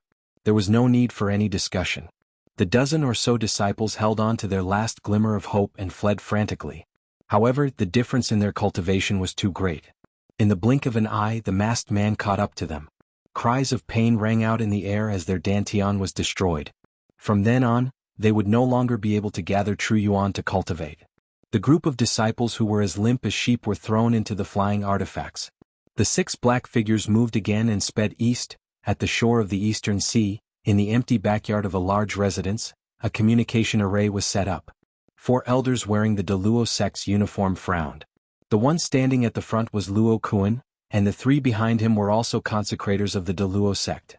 They were called Cui Zhaofan, Li Mingbai and Zhu Zhao. Luo Kuan said to one of the disciples in the spirit stone array, "Still no contact?" The disciple replied with some fear, "I've already asked the disciples of the other sects nearby to help me search. They really haven't found any disciples from our sect. It's already been a day. It's impossible for Zhao Chang and the others to not contact this place for so long. Something must have happened." As Luo Kuan spoke, he turned to look at the 3 elders behind him. The 3 of them nodded slightly, clearly agreeing with him. Zhu Xianxian, who was standing to the side, bowed respectfully to the 4 elders and said, "For consecrators, in this disciple's opinion, there shouldn't be any accidents under normal circumstances. If there really is an accident, I'm afraid that Yu Qianqiu will have something to do with it. If we calculate the time we lost contact with them, it should be around the same time as Yu Qianqiu." Luo Kuan nodded slightly, then asked the other 3 consecrators, "What do you think?" "Zhu Xianxian, I want to ask you something," Li Mingbai, the youngest of the 4 consecrators, said as he looked into the sky. "Consecrator, please ask." "This disciple will tell you everything he knows," Zhu Xianxian said respectfully. Li Mingbai slowly retracted his gaze and stared at him, saying, "You've interacted with Yu Qianqiu the most, so you should know him well. If something really happened to Zhao Chang at the hands of Yu Qianqiu, I want to ask you, why does Yu Qianqiu keep targeting our Deluo sect? This person is narrow-minded, and he's a notorious scoundrel in the cultivation world. Ever since he became enemies with our Deluo sect, he's been harboring a grudge against us. If we don't get rid of this person and allow him to continue developing, he'll become a scourge to our sect sooner or later," Zhu Xianxian said in one breath. Li Mingbai nodded noncommittally and said, "I heard that the Cultivation Alliance's idea to divide up the 600 cultivators under Yu Qianqiu was your idea." Zhu Xianxian suddenly realized that the consecrator's tone was a little off. He paused and said, "Yes, this disciple believes that we can't let them grow any further and should disband them as soon as possible. That's why I came up with this idea. All the other sects think the same way." Li Mingbai nodded and asked again, "Then why did I hear that Yu Qianqiu didn't provoke our Deluo sect back in the 100 Flowers Valley, but you always went against Yu Qianqiu?" "This disciple did not go against Yu Qianqiu. I only fought for the interests of our sect. This is my duty," Zhu Xianxian said with some fear. Zhu Zhao, who was standing to the side, took a step forward and said in a deep voice, "As the head of our sect's external affairs, you should fight for the interests of our sect. This is the right thing to do. Remember this in the future." His words affirmed Zhu Xianxian's contribution. "Yes, this disciple will remember," Zhu Xianxian said sincerely. Zhu Zhao was his uncle. If it weren't for this uncle, he wouldn't have been able to become the external manager of the Deluo sect. Zhu Zhao's words were clearly helping him out of this predicament. Li Mingbai glanced at the uncle and nephew, then exchanged glances with the other 2 consecrators and said nothing more. Looking at the time, Yu Qianqiu and the others should have arrived by now. Whether or not Yu Qianqiu and Zhao Chang's disappearance was caused by him, we can ask him. After saying that, Zhu Zhao turned to Zhu Xianxian and asked, "Have there been any movements from Limitless Island recently?" "There hasn't been any big movement, but there are still reinforcements coming from time to time." Zhu Xianxian hesitated for a moment, then said, "There has been something strange recently. Corpses are constantly floating over from Wuxia Island. After the various sects have fished them up and examined them, they have all dug pits and buried them. In the past few days, there have probably been more than 10,000 corpses." The four of them looked at each other. Zhu Zhao frowned and said, "Can you tell where they came from? Are they mortals or cultivators?" "They are all wearing Huaxia's clothing. Most of them are mortals, but those cultivators are the disciples of the various sects who were kidnapped in the previous battles. The main meridians of those mortals were severed. Clearly they died from having their blood drained. As for those cultivators, they are even stranger. Holes have been dug out of their dantian, as if someone had taken away their core or nascent soul. This is really puzzling." Zhu Xianxian shook his head and said, "Something like this actually happened? Those people don't even let mortals go. What are they trying to do?" Luo Kuan said angrily. As they were talking, the sound of several flying artifacts piercing through the air came from afar. In the blink of an eye, 6 of them flew past the courtyard. Zhu Xianxian looked at the sky and said, "It should be Yu Qianqiu and the others." "That's good." Zhu Zhao sneered at them and said, "Let's go take a look at what this Yu Qianqiu looks like, the one who made our Daluo sect lose face. We can also ask him if what happened to Zhao Chang has anything to do with him." The few Daluo sect consecrators nodded in tacit agreement and walked outside together. Clearly they all wanted to get to know this Yu Qianqiu. Zhu Xianxian, who was following behind them, sneered. "Since the 4 consecrators are personally coming, let's see where this Yu Qianqiu can run to now." Although the sect's defensive line was long, the main force was gathered in this Wanghai town. Due to the prominent terrain, it was suitable for observing the enemy. In addition, the mortals who lived here had been forcibly moved away, so it naturally became the first choice for the sects to stay. There was a large open space in the town.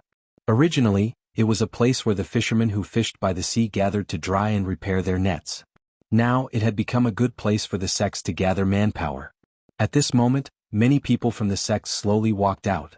Seeing the 6 strange flying artifacts land in the sky, everyone knew that Yu Qianqiu had arrived. Aside from wanting to see Yu Qianqiu, the 600 wandering cultivators were also the focus of everyone's attention. After all, many sects had paid a large amount of spirit stones for them. If they were really worth fighting for, many sects would not give up so easily. The leading flying artifact's hatch opened, and Yu Qianqiu slowly walked out with a dark expression. Behind him were the beauty of 100 charms and purple dress. The other flying artifacts did not move, and the 600 wandering cultivators did not come down either. Something was strange. More and more people gathered around. Yu Qianqiu looked around with a dark expression and sneered. He turned around and shouted, "Throw those Daluo sect guys out."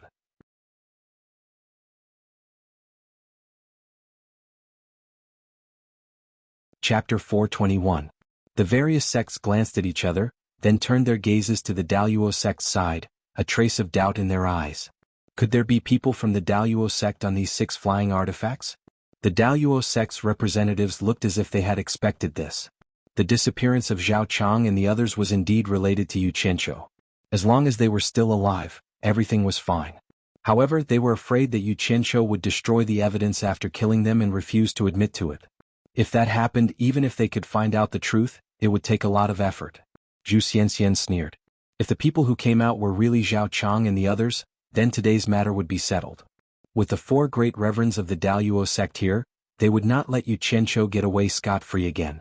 As soon as Yu Qianqiu finished speaking, 15 masked men in black flashed out from the cabin door behind him. Each of them had a person in their hands and they threw them forward, causing them to cry out in pain. Everyone looked over and saw that these people were indeed wearing the uniform of the Daluo sect, and each of them was struggling weakly on the ground. One of them was covered in blood, and the most frightening thing was that all 4 of his limbs had been chopped off.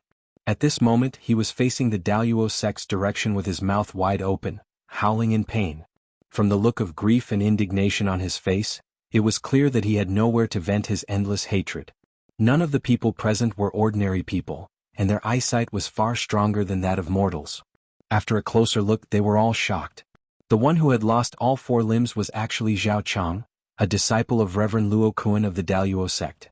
As for the other disciples, their cultivations had been crippled. Everyone was shocked. This Yu Qianqiu was too bold. After leaving people in such a state, he didn't even know to kill them, instead throwing them out in front of everyone. It seemed like their previous guess was correct. Yu Qianqiu must have known that the Daluo sect had come up with the idea to poach his people, and now he was here to take revenge. What a lunatic. Everyone from the Daluo sect paled. Zhu Xianxian even cried out in alarm, "Elder Zhao," and rushed over in a flash.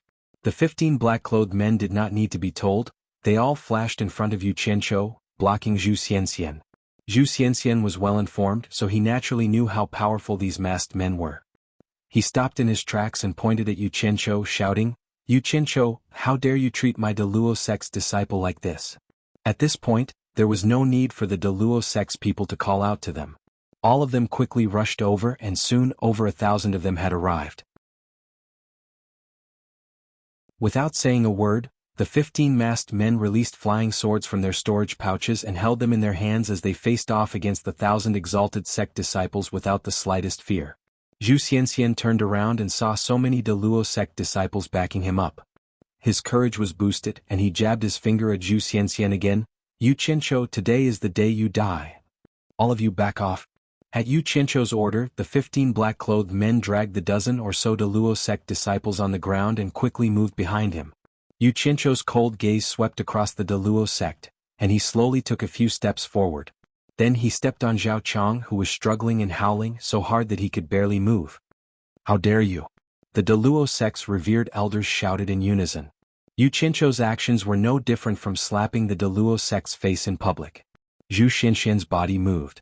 He wanted to go over and save Yu Qianqiu, but he saw Yu Qianqiu take out 2 big black sabers from his storage pouch. Zhu Xianxian jumped in fright. He forcefully stabilized himself and didn't rush over. "You want to fight?" Yu Qianqiu raised an eyebrow. The 2 sabers in his hands clashed, and the sound of metal clapping resounded through the air. It was neither wood nor metal, and no one could tell what rare material the sabers were made of. With the clapping of the sabers, the cabin doors of the flying magic artifacts all opened. Everyone's eyes widened, and more than 600 masked loose cultivators came out in an instant. Yu Qianqiu turned his head and glanced at them. It seemed that he had found the feeling of being the boss in his previous life, calling on his subordinates to fight. He had worked hard for so long, and this was the day he had been waiting for. He turned back to the Daluo sect and sneered, "I'll play with you if you want to use force, but I still want to make things clear. Besides being a trustworthy person, I'm also a reasonable person." The various sects looked at the strength of both sides in shock. The Daluo sect had almost double the number of masked loose cultivators. There were nearly 100 tribulation stage cultivators and 4 peak experts in the final stage. On the other hand, on Yu Qianqiu's side, more than 600 cultivators were all in the tribulation stage. The purple-clothed girl was also in the final stage. It was said that she had killed an expert of the same cultivation level in the 100 Flowers Valley. She could probably fight against 2 of them. The strength of both sides was completely on par. Seeing this, the various sects could not help but feel a little emotional. This guy had really grown. He had the strength to fight against the second-largest sect of the Orthodox sections. Of course, this was only a portion of the Daluo sect's strength. It would be a joke if they thought that they could fight against the entire Daluo sect with just 600 people. How could a large sect that had stood in the cultivation world for thousands of years be shaken by a mere 600 tribulation stage cultivators? However, what the various sects did not know was that these 600 people were also a portion of Yu Qianqiu's strength. Utopia's army of nearly 10,000 was already preparing for battle. Once the time was ripe, Yu Qianqiu would probably attack the Daluo sect first. One was a powerful force that was out in the open, while the other was a huge army of cultivators hiding in the dark. Sooner or later there would be a day when they would clash fiercely. Who would win and who would lose? Luo Kuan walked over slowly and pushed Zhu Xianxian behind him.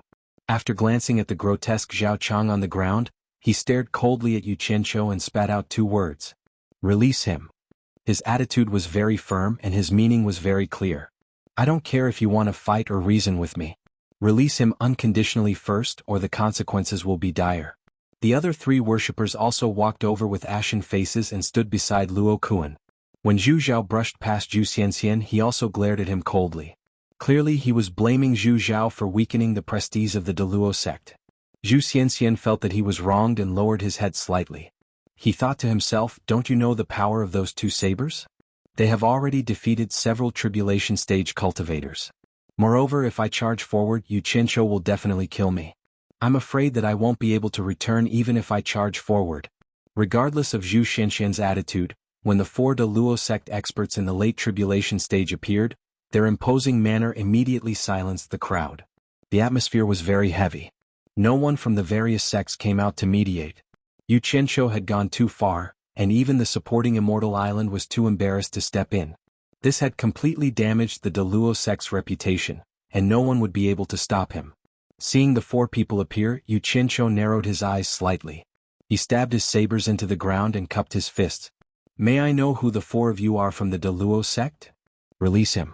Luo Kun spat out these 2 words in reply. His tone sounded like it was the final warning. The allure beauty behind Yu Qianqiu transmitted her voice. This person is Zhao Chang's master, Luo Kun, a worshipper of the De Luo sect. The other 3 are also worshippers of the De Luo sect. They are all experts in the late tribulation stage. Yu Qianqiu nodded slightly and said expressionlessly, so it's the 4 worshippers of the De Luo sect. I apologize for my lack of manners. The 4 of them immediately knew that someone had transmitted a message to Yu Qianqiu. Their gazes all fell on the 100 Charms beauty. Zhu Zhao shouted, 100 Charms beauty, your demon illusion palace has already been erased from the cultivation world. Why don't you behave yourself? Are you going to get involved in this matter? The allure beauty smiled non-committally and immediately maintained her silence. Not speaking at this time meant that she was reserving some leeway. Perhaps it would be more advantageous for Yu Qianqiu to act when the opportunity arose. Zi, Yu Qianqiu called out. Zi also understood the seriousness of the situation. She immediately teleported to his side and used her actions to show that she was in the late tribulation stage. The 4 people's pupils shrank slightly as they stared at her. Facing someone who could kill an expert in the late tribulation stage, no one dared to underestimate her. It seems that the 4 seniors of the De Luo sect want to teach us a lesson. I'll leave the 4 seniors to you. You just need to hold them off for a while and I'll deal with the others. At that time I'll lend you a hand. No problem, right? Yu Qianqiu said indifferently. Yes. Zi nodded heavily. She glanced at the 4 people and took out the purplish-black bamboo.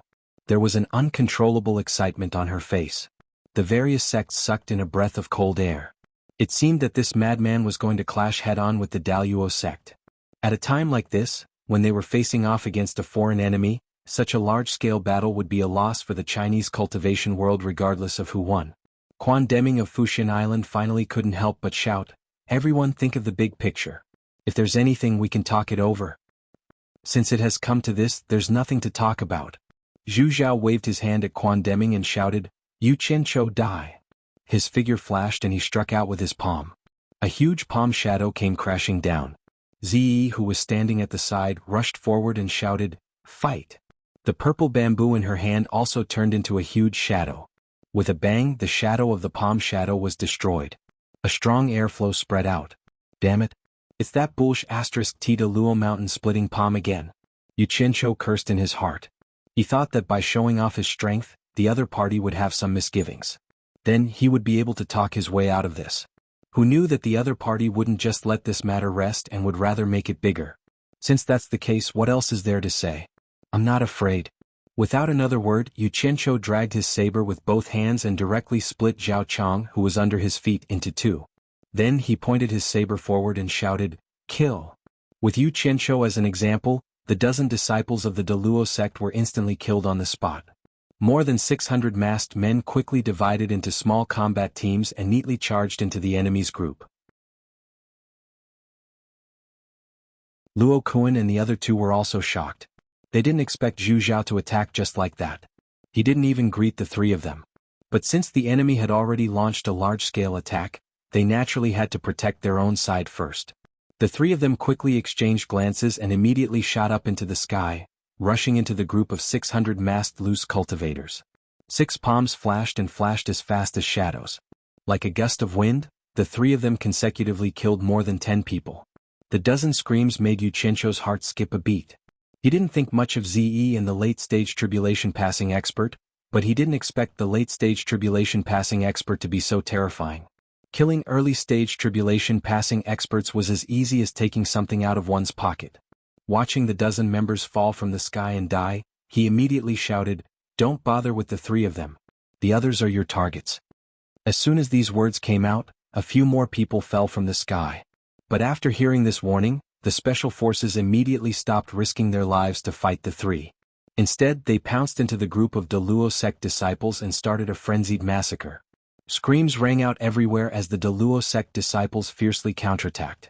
However, as soon as the battle started, the Deluo sect disciples realized that their side had more than 1,000 people, but they didn't seem to have more than 600 people on their side. It seemed as if they were surrounded by masked men in black, and they were being attacked from all directions. Just as they tried to deal with them, a flying sword suddenly pierced through their chest, and they fell to the ground with a look of disbelief on their faces. And when they attacked, the enemy seemed to have people helping them everywhere, so they didn't have to worry about their rear being exposed. As soon as they attacked, someone would immediately deflect their flying sword, and then they would be attacked for no reason. Up in the sky, Luo Kuan and the other 2 glanced at the scene below and immediately felt their hearts skip a beat. Although the masked men in black could not withstand a single blow from them, they were like hungry wolves charging into a flock of sheep when they charged into the Deluo sect disciples. The Deluo sect disciples had no way of fighting back against the flawless teamwork of the other party. The masked man in black constantly changed the most advantageous formation. His attacks and defenses were balanced as he slaughtered the Deluo sect disciples wantonly, killing them one by one. In an instant, 200 to 300 of the nearly 1,000 Deluo sect disciples fell, and the rest fell into a state of panic and fear. Faced with such a sharp combination of attacks, they were unable to organize an effective attack, and in an instant blood and flesh flew everywhere. The various sects were dumbfounded, and they looked at each other. They didn't expect the 600 people under Yu Qianqiu to be so powerful. Why did it seem as if every one of them had been through hundreds of battles? In this exchange, the Deluo sect suffered great losses. Both sides of the massacre were from the Cultivation Alliance. The various sects were worried, but they couldn't help either side. Luo Kuan and the other 2 were stunned for a moment, and another 200 Deluo sect disciples fell. In just a short period of time, almost half of the disciples had lost their lives. How could this be? The 3's expressions changed, and without hesitation, they took out their flying swords from their storage bags. Luo Kuan shouted, "You 2 deal with those loose cultivators, I'll eliminate them." Cui Zhaofan and Li Mingbai quickly flashed to the sky above the battlefield. The flying swords hovering in the air were as fast as lightning, rising and falling towards the masked men in black below. Luo Kuan, on the other hand, glared at Yu Qianqiu. The latter was slightly shocked and thought to himself, so the so-called elimination was referring to me. Finish the battle quickly. Kill the opponent and help our brothers get rid of the other 2, shouted Yu Qianqiu as he glanced at the Special Forces offensive. With the addition of 2 experts in the final phase of the tribulation passing stage, not only did the Special Forces suffer more casualties, but their attacking formation was also in chaos. If this continued, the entire team would be wiped out. Zhu Zhao was already in a difficult situation, and Yu Qianqiu's shout was simply asking for his life. Ziyi immediately unleashed the great art of teleportation to the extreme. The purple bamboo she controlled flickered in and out of sight, appearing and disappearing like a ghost. No matter how hard Zhu Zhao tried, he couldn't get rid of the opponent. It was as if he was possessed by a ghost, and he could only barely defend himself. He felt like his life was hanging by a thread. He anxiously shouted, "Luo Kuan, quickly come and help me." Luo Kuan was about to kill Yu Qianqiu, but when he heard Ziyi's shout, he was immediately shocked. To the sect, losing 1 expert in the final phase of the tribulation passing stage was a great loss. How could they not save him? He immediately teleported over and fought Ziyi with Zhu Zhao's dual swords. Hold on. Yu Qianqiu roared. He turned his head and stared at the 2 experts in the final phase of the tribulation passing stage who were trying to kill the members of the Special Forces. A ruthless and cruel aura appeared on his face. He threw the broadswords in his hands into his storage bag, and with a flick of his sleeves, black shadows started to appear. The green flying swords that he used to use were now abandoned, and were replaced by black flying swords.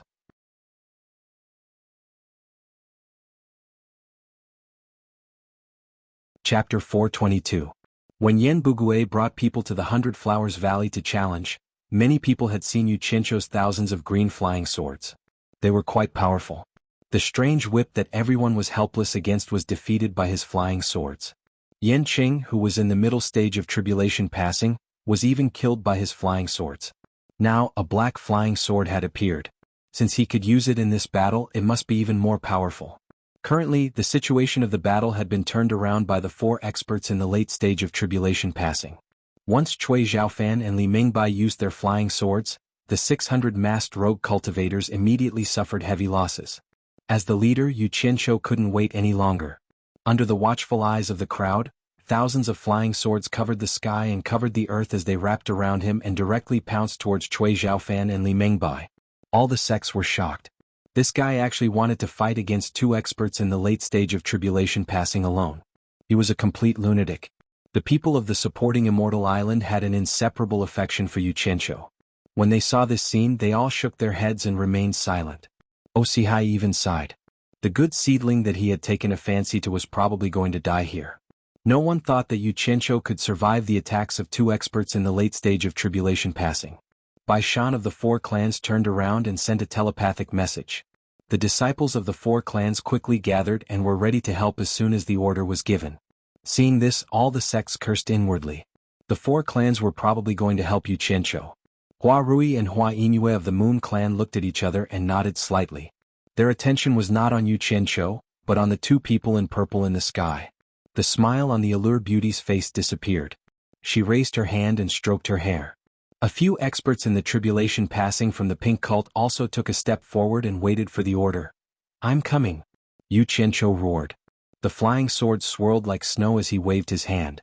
With a flick of his finger, the flying swords pledged their loyalty to him. Hundreds of streaks of black light split into 2 groups and charged towards Li Mingbai and Cui Zhaofan at lightning speed. Yu Qianqiu was throwing caution to the wind. It was impossible for him to let the first batch of brothers who followed him into battle be annihilated. Now that his cultivation had just broken through to the middle stage of nascent soul, his ability to control his flying sword had once again increased. He had to fight with his life on the line. Cui Zhaofan and Li Mingbai had already noticed his movements. Seeing the flying swords flying towards them like rain, they instantly covered their bodies with protective stellar energy. The 2 of them were confident that with their cultivation, they could completely block Yu Qianqiu's attack. However, the 2 of them weren't completely at the mercy of the other party's attacks. One of them controlled the flying swords below to slaughter the masked rogue cultivators while the other struck out with a palm. The Daluo mountain-splitting palm of the Daluo sect instantly conjured 2 giant palm silhouettes to meet the 2 waves of sword rain. The flying sword was like a sharp arrow, and the palm shadow was like a bubble. When the 2 met, it was like a knife cutting through tofu.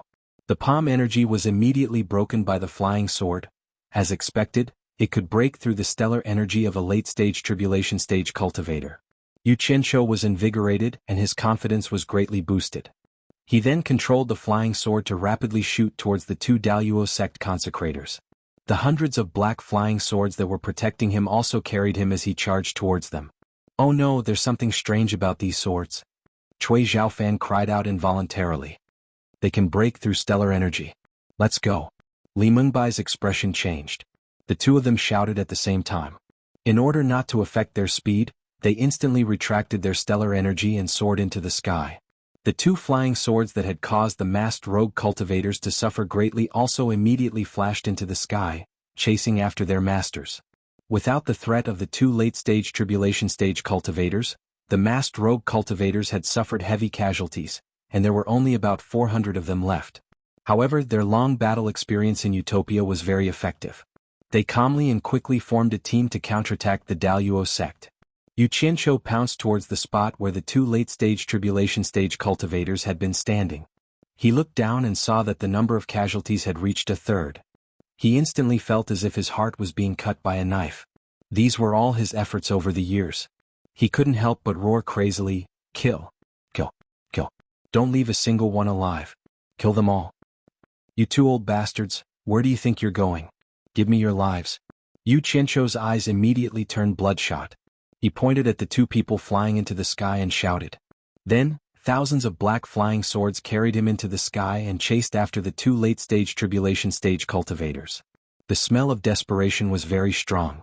When the masked rogue cultivators below saw that their leader had single-handedly defeated the 2 late-stage tribulation stage cultivators, They were instantly energized. They immediately followed their leader's orders to kill them all and started a frenzied massacre. There was no lack of intention to take revenge for their teammates. The various sects were shocked. Yu Qianqiu had actually scared away the 2 late-stage tribulation stage cultivators from the Daluo sect? Now he was flying into the sky alone to continue his pursuit. He was really crazy. Oh my. After this battle, if Yu Qianqiu was still alive, even if he didn't have the cultivation of a late-stage tribulation stage cultivator, he would definitely be ranked among them. Not because of anything else but because of his strength. After the people of supporting Immortal Island recovered from their shock, they looked at each other and shook their heads with bitter smiles. Now they understood that supporting Immortal Island had abandoned a disciple with the potential to reach the late-stage tribulation stage. Moreover, he had killed 2 late-stage tribulation stage cultivators while he was only at the nascent soul stage. Although it was hard to believe, it was the truth. Supporting Immortal Island had suffered a heavy loss. Yu Qianqiu had used the improved Guiyuan sword art to establish his might in the cultivation world several times. Could it be that the tens of thousands of cultivators of supporting Immortal Island were inferior to Yu Qianqiu? The research and improvement of the Guiyuan sword art could not be delayed. The higher-ups of supporting Immortal Island nodded firmly. Bai Shan and the others from the 4 major clans were also surprised, but they weren't too surprised. The disciple of the world's #1 expert was not someone to be trifled with. Everyone finally heaved a sigh of relief. The Allure Beauty looked at Yu Qianqiu, who was holding a sword and chasing after Yu Qianqiu, and her eyes lit up. She didn't expect such a scene to occur. This guy was really unfathomable and always exceeded her expectations. It seemed that her worries were unnecessary. Ziyi had no problem fighting Zhu Zhao alone. She believed that it wouldn't take long for her to succeed. However, Luo Kuan's participation immediately made Zhu Zhao feel better. It was also impossible for the 2 of them to defeat Ziyi. Putting aside the fact that Nong Zhu had trained her daughter, Nong Zhu's famous form displacement transposition technique in the cultivation world was not something that could be practiced for fun. Ziyi and Luo Kuan had a headache because Ziyi didn't fight them head-on. Relying on her strange body movement technique, she appeared and disappeared unpredictably. The 2 of them could only guard against her, and it was difficult for them to fight back effectively. Ziyi was originally worried about Yu Qianqiu's safety. At this time, when she saw Yu Qianqiu, a nascent soul stage cultivator, chasing after 2 cultivators at the final stage of the crossing calamity stage, she was shocked and attributed all the credit to Bai Changchun. She admired Bai Changchun more and more. She thought that the disciple taught by Senior Bai was really extraordinary. Without any worries for the time being, Ziyi was immediately stimulated by Yu Qianqiu to the point that it was as if she had been injected with chicken blood.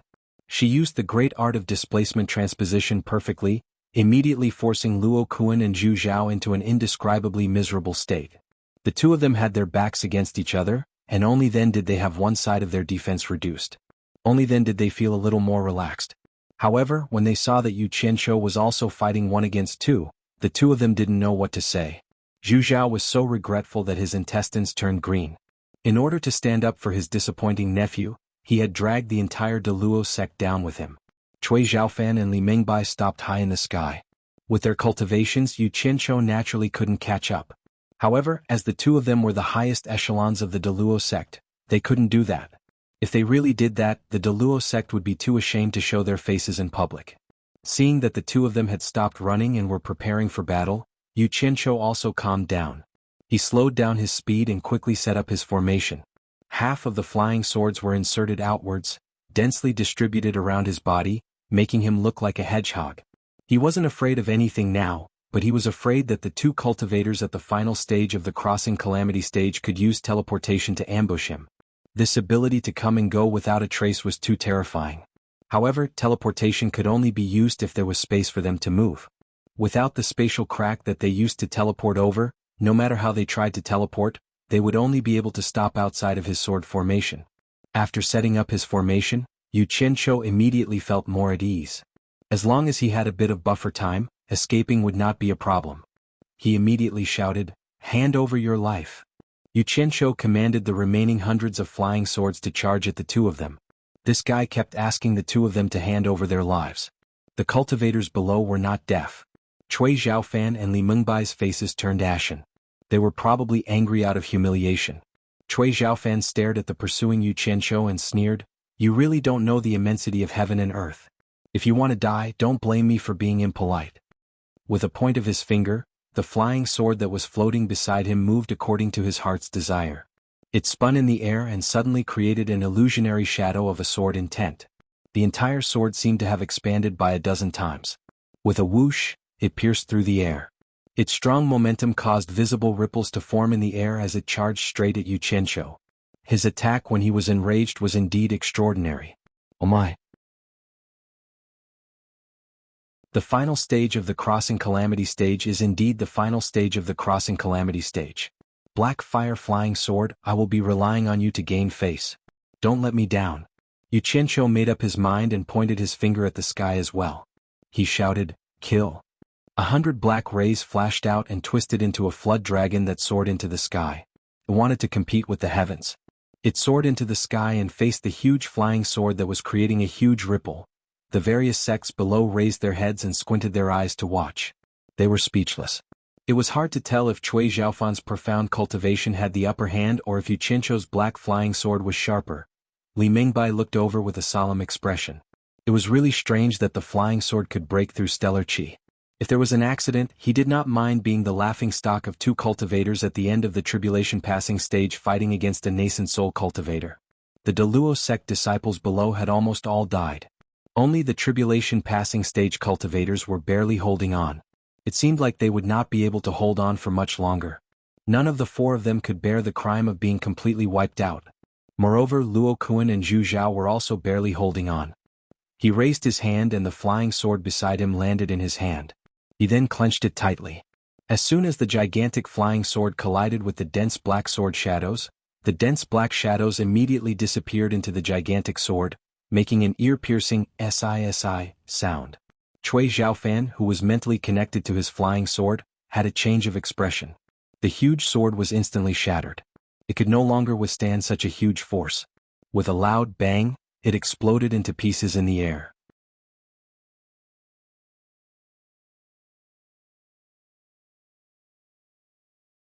Chapter 423. The black netherworld fire that even old man Bai could not break through was indeed extraordinary. It destroyed the flying swords of the late-stage tribulation transcendence cultivators. Yu Qianqiu was very pleased. He immediately charged up while facing the flying swords. His aura was very arrogant. Li Mingbai snorted coldly. She waved her sword and a sharp light shot out. She then quickly slashed out more than 10 times. F***ck. Yu Qianqiu, who was rushing up, was instantly shocked. He realized that he was a little too excited. He only dreamed of defeating the late-stage tribulation transcendence cultivators, but he might lose his life if he was not careful. He moved his sword horizontally, controlling hundreds of flying swords to meet the other's sharp sword light. The black flame flying swords were indeed powerful. Piu, they instantly destroyed more than 10 sharp sword lights. Yu Qianqiu's heart was beating rapidly. Just as he heaved a sigh of relief, he suddenly realized that Li Mingbai had disappeared from above. He saw a shadow appear from the corner of his eyes. The word teleportation immediately appeared in his mind. He was shocked again and hurriedly flew up on his sword. Running? Li Mingbai snorted coldly and shouted, "Stop him. Don't let him escape." Cui Zhaofan's expression darkened. He summoned another sword. The sword from before could be considered a transcendent artifact, but it was destroyed just like that. Although he could not control so many flying swords at the same time like Yu Qianqiu, he could still take out a few spare flying swords from his storage pouch. With the previous lesson he had learned his lesson. He no longer used his flying swords to fight against Yu Qianqiu. Just like Li Mingbai, he shot out a sword light every time he attacked. The two of them, one above the other, shot out a sword light while the other shot out a sword light. Immediately Yu Qianqiu was forced into a corner. The two of them watched as he used his flying swords to surround himself like a porcupine. Such a strange arrangement. If it wasn't to guard against the two's teleportation, what else could it be? Since he had the confidence to use these flying swords to defend himself, there must be a reason. The two of them did not force their way through, but the sword lights they shot out became more and more frequent. If this continued, there would come a time when Yu Qianqiu would fail to block it. Of course, Yu Qianqiu wouldn't just sit there and wait to be beaten. He had plenty of flying swords anyway, and it was enough for each person to use a dozen or so to harass them. However, the speed of his flying swords couldn't keep up with the speed of the two people moving through the air. It was true that he could only harass them, but he couldn't cause any damage to them. Just like that, the three of them began to drag it out.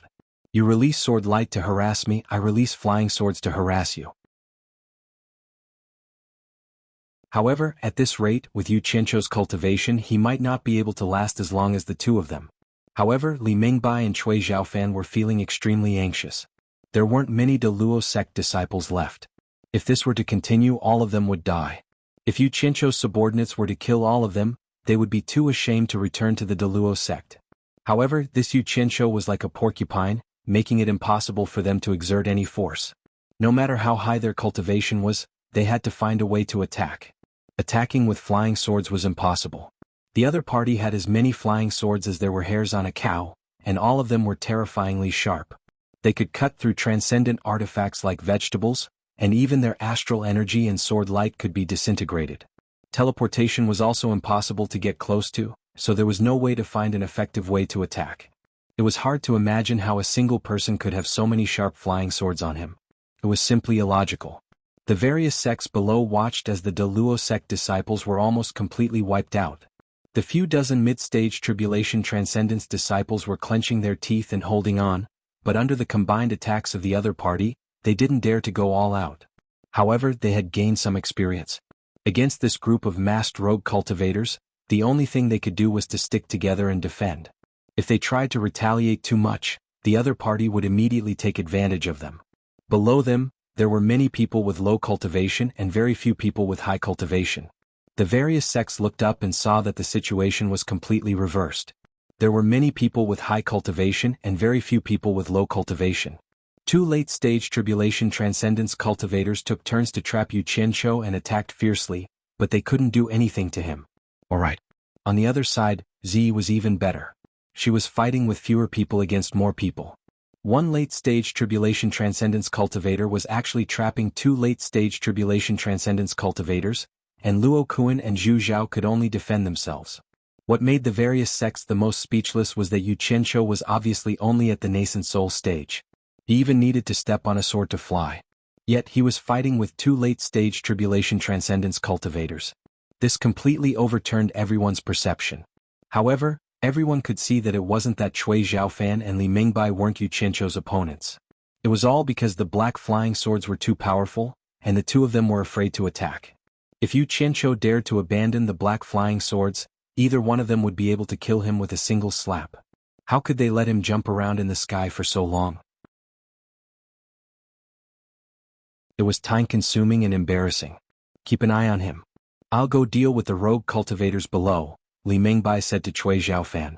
She felt that there was no need to waste the two of them here.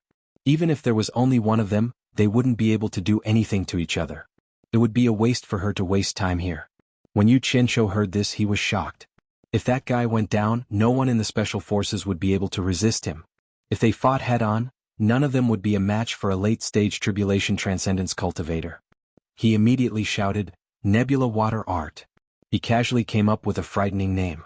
As expected, it caused the two of them to be shocked at the same time. They instantly thought that this guy seemed to have two special skills that he hadn't used yet. They immediately became vigilant. Neither of them left. The Nebula Fire Art was a famous name that the entire cultivation world had heard of. It was said that no one had been able to gain an advantage over that fire art. When Luo Qingtian returned to De Luo sect after he was injured, he once told the higher-ups of De Luo sect that Yu Qianzhou's fire art was extremely overbearing. Once he came into contact with it, he wouldn't be able to withstand it even if he hid within his protective chi. He was forced to self-destruct his protective chi to escape. As for the Nebula Water Art, this was the first time they had heard of it. However, it was an indisputable fact that Yu Qianzhou could indeed control water to fight. Even though he had only used it once, many people had witnessed it with their own eyes. Moreover, the only time it was used was when the Daluo sect master Luo Qingtian tried it. Luo Qingtian tasted Yu Qianzhou's water and fire secret arts alone, and no one knew if it was a blessing or a curse. Now that the Nebula Water Art had suddenly appeared, not only did it cause Li Mingbai and Cui Zhaofan to become vigilant, even the various sects below them became interested. Everyone knew that the duel between Yu Qianzhou and Luo Qingtian was on the river that day, so it was needless to say that there was water. Could it be that the water conjuration art could appear out of thin air like the fire conjuration art? Everyone subconsciously looked at the vast sea not far away. Yu Qianqiu stuffed 2 big handfuls of qi-replenishing pills into his mouth and chewed them like candy. In the end, the sects waited for a long time, but they didn't find anything unusual. The people above them were still hammering away, hitting each other. They couldn't hit each other, and neither could they hit each other. However, 2 more screams came from below. 2 Daluo sect disciples had made a mistake, and the masked loose cultivator took advantage of the gap and killed them on the spot. Li Mingbai and Cui Xiaofan's expressions changed at the same time. The latter said to the former in a low voice, "This guy is stalling for time. You go down there, leave this to me." Li Mingbai fiercely slashed out a sword ray. Just as she was about to go down, she suddenly realized that something was wrong with her surroundings. It was slightly hazy, and the air instantly became abnormally moist. The 2 of them said at the same time, "Nebula water art?" The moment these words came out, it immediately attracted the attention of the various sects below. Instantly, their eyes widened like eggs, and their heads tilted up and down for a long time. However, they couldn't find a single drop of water. Are our eyes playing tricks on us, or are those 2 guys hallucinating? The various sects looked at each other, and all shook their heads to indicate that they didn't see anything. Li Mingbai and Cui Xiaofan's nerves tensed up for a long time. They realized that the surrounding air was indeed moist, but there was no water. The 2 of them simultaneously stared at Yu Qianqiu, only to see that this guy had a serious expression on his face. He was completely focused on dealing with the sword rays that the 2 of them had released. The 2 of them immediately felt like they had been tricked. Cui Xiaofan gritted his teeth and said, "Go. A mere water art won't be able to do anything to me. Yu Qianqiu, wait for me to kill all of them down there, then I'll deal with." Li Mingbai's words came to an abrupt halt. Yu Qianqiu clenched his fists and immediately, a few water dragons coiled around his arms, swimming around in the air. Yu Qianqiu also knew that he could only drag things out for a while but not forever. It was time to give it his all. Old Man Bai had once said that if one used it well, they would be invincible. He then shouted, "Then I'll let you see my nebula water art." With a shake of his arms, boundless water surged out, and the air instantly became bright. Li Mingbai and Cui Xiaofan realized that they were instantly trapped in the water, and the water was desperately trying to enter their orifices. The 2 of them were shocked and immediately released their stellar energy to protect their bodies. The various sects below were in an uproar. A large area of water had really appeared out of nowhere, covering a radius of a few hundred meters. Everyone had originally thought that he was going to borrow the water of the Eastern Sea. Yu Qianqiu was in the water and immediately realized the beauty of this technique. It was as if the radius of a few hundred meters was under his control. Even if he closed his eyes, he would be able to clearly see the actions of his 2 opponents. It seemed like the benefits of having a higher cultivation level were not small. This was wonderful. Yu Qianqiu chuckled, and the surrounding water quickly became turbulent. Li Mingbai and Cui Xiaofan immediately realized that they could not see the movements around them at all. They instantly felt that something was wrong and quickly released their divine senses. The moment the 2 of them released their divine senses, they immediately felt as if they were being pierced by a group of things. The feedback was not a piercing pain, but an unforgettable burning pain. The pain penetrated into their souls, and no matter how high their cultivation levels were, they could not help but let out a miserable howl. The people below were also unable to see the movements above them because of the turbulence of the water. Suddenly they heard 2 miserable howls, and immediately determined that it was Cui Xiaofan and Li Mingbai. Everyone was shocked. Could it be that Yu Qianqiu had already succeeded? Luo Kuan and Zhu Zhao clenched their teeth and defended with all their might. When they suddenly heard these 2 miserable howls, they immediately felt their limbs go numb. The 2 of them could naturally tell whose voice it was. For a cultivator at the final stage of the tribulation to let out such a miserable howl, the result was unimaginable. Immediately the 2 of them relaxed their defense. Hearing this, Ziyi became even more excited, and took the opportunity to attack ferociously. Zhu Zhao was careless for a moment, and the bamboo immediately pierced a hole through his thigh. Just as blood spurted out, he circulated his energy to stop it. Zhu Zhao was really stubborn. He was afraid that he would affect Luo Kuan, so he forcefully endured and did not make a sound. Instead, he became even more alert and defended with all his might. Outsiders might not know what was going on over at Yu Qianqiu's side, but he knew that Cui Xiaofan and Li Mingbai's divine senses had already been severely injured by his black flame-flying swords. This time it was not like the time when he fought with Luo Qingtian, where he only used a finger of black flame to lightly touch them. Instead, hundreds of flying swords rushed into their divine senses and messed them up. It was definitely enough to make them suffer. Seizing the opportunity, hundreds of flying swords shot towards the two of them. However, since Cui Zhaofan and Li Mingbai could cultivate to the final stage of the tribulation, they were not to be trifled with. How could they hesitate after suffering such an attack? Almost at the same time, they instinctively exploded their protective auras. Boom boom. Two loud sounds rang out like thunder. The water clouds within a radius of a few hundred meters in the sky exploded. Yu Qianqiu immediately felt dizzy from such a loud sound. The water clouds lost control and all turned into flowing water, splashing into the sea. Yu Qianqiu shook his head and regained his senses. His ears were still ringing, but he immediately realized that the two of them were staring at him like tigers watching their prey. He was immediately shocked and quickly summoned back the black flame flying swords to protect himself. However, what surprised him was that the two of them were staring at him with pale faces, but they did not make any movements. Yu Qianqiu's face was filled with suspicion, but he did not dare to act rashly. He did not know what the two of them were up to. Moreover, his ears were still ringing, so it was better for him to slow down. Cui Zhaofan and Li Mingbai, on the other hand, were suffering in silence.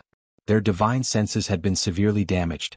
Other than their natal primordial spirits, the divine senses that could be released had already been destroyed by Yu Qianqiu. The remaining divine senses were pitifully little, and they had almost become idiots due to the damage to their divine senses. Now, the two of them were extremely mentally exhausted, and they were almost in a state of drowsiness. How could they still have the energy to continue wasting time with Yu Qianqiu? This symptom made the two of them recall what Luo Qingtian had said. Back when he was fighting with Yu Qianqiu, his divine sense was suddenly injured. Although the injury wasn't serious, that kind of heart-wrenching pain was simply unforgettable. It almost made people want to die instantly. Now that he thought about it, the symptoms were exactly the same as what Luo Qingtian had said. It was just that the degree of damage to their divine senses was much more severe than Luo Qingtian's. The three of them continued wasting time in the air. Li Mingbai and Cui Zhaofan took the opportunity to rest, hoping to recover some of the damaged divine senses. Yu Qianqiu, on the other hand, was used to scheming against others. He was suspicious and afraid that others would scheme against him, so he decided to observe first. He did not want to act rashly. Because of his suspicious nature, he had lost a great opportunity for nothing. The spectators below were puzzled. The battle had already reached this stage, so what was there to hesitate about? They were not going to persuade him anymore. Just end the battle quickly and end it quickly. What was the point of continuing to waste time? At this moment, a few disciples ran over from the small town. They quickly went to the spectator sects and reported something to the people in charge. The expressions of the people in charge of the righteous paths Fuxin Island, Moon Clan, Sword Clan, and Heartless Palace all changed. They looked at Yu Qianqiu, Li Mingbai, and the others who were in a stalemate in the air. The people of the four sects exchanged glances and nodded. They shouted in unison, "Stop!" As soon as they shouted, more than 10 experts in the final stage of the tribulation realm shot out from the four sects and blocked between Yu Qianqiu and the other two. Yu Qianqiu quickly looked around and squinted his eyes. He said in an extremely cold tone, "What? Could it be that the righteous path is colluding to deal with me?"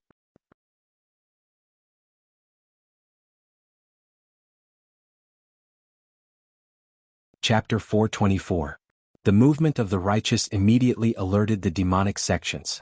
Although they were all in the Cultivation Alliance, there was still a division between righteous and demonic sections. It was best if they didn't suffer any losses. There was no need to say anything. The demonic sects exchanged glances, and a dozen late-stage tribulation passing experts soared into the sky.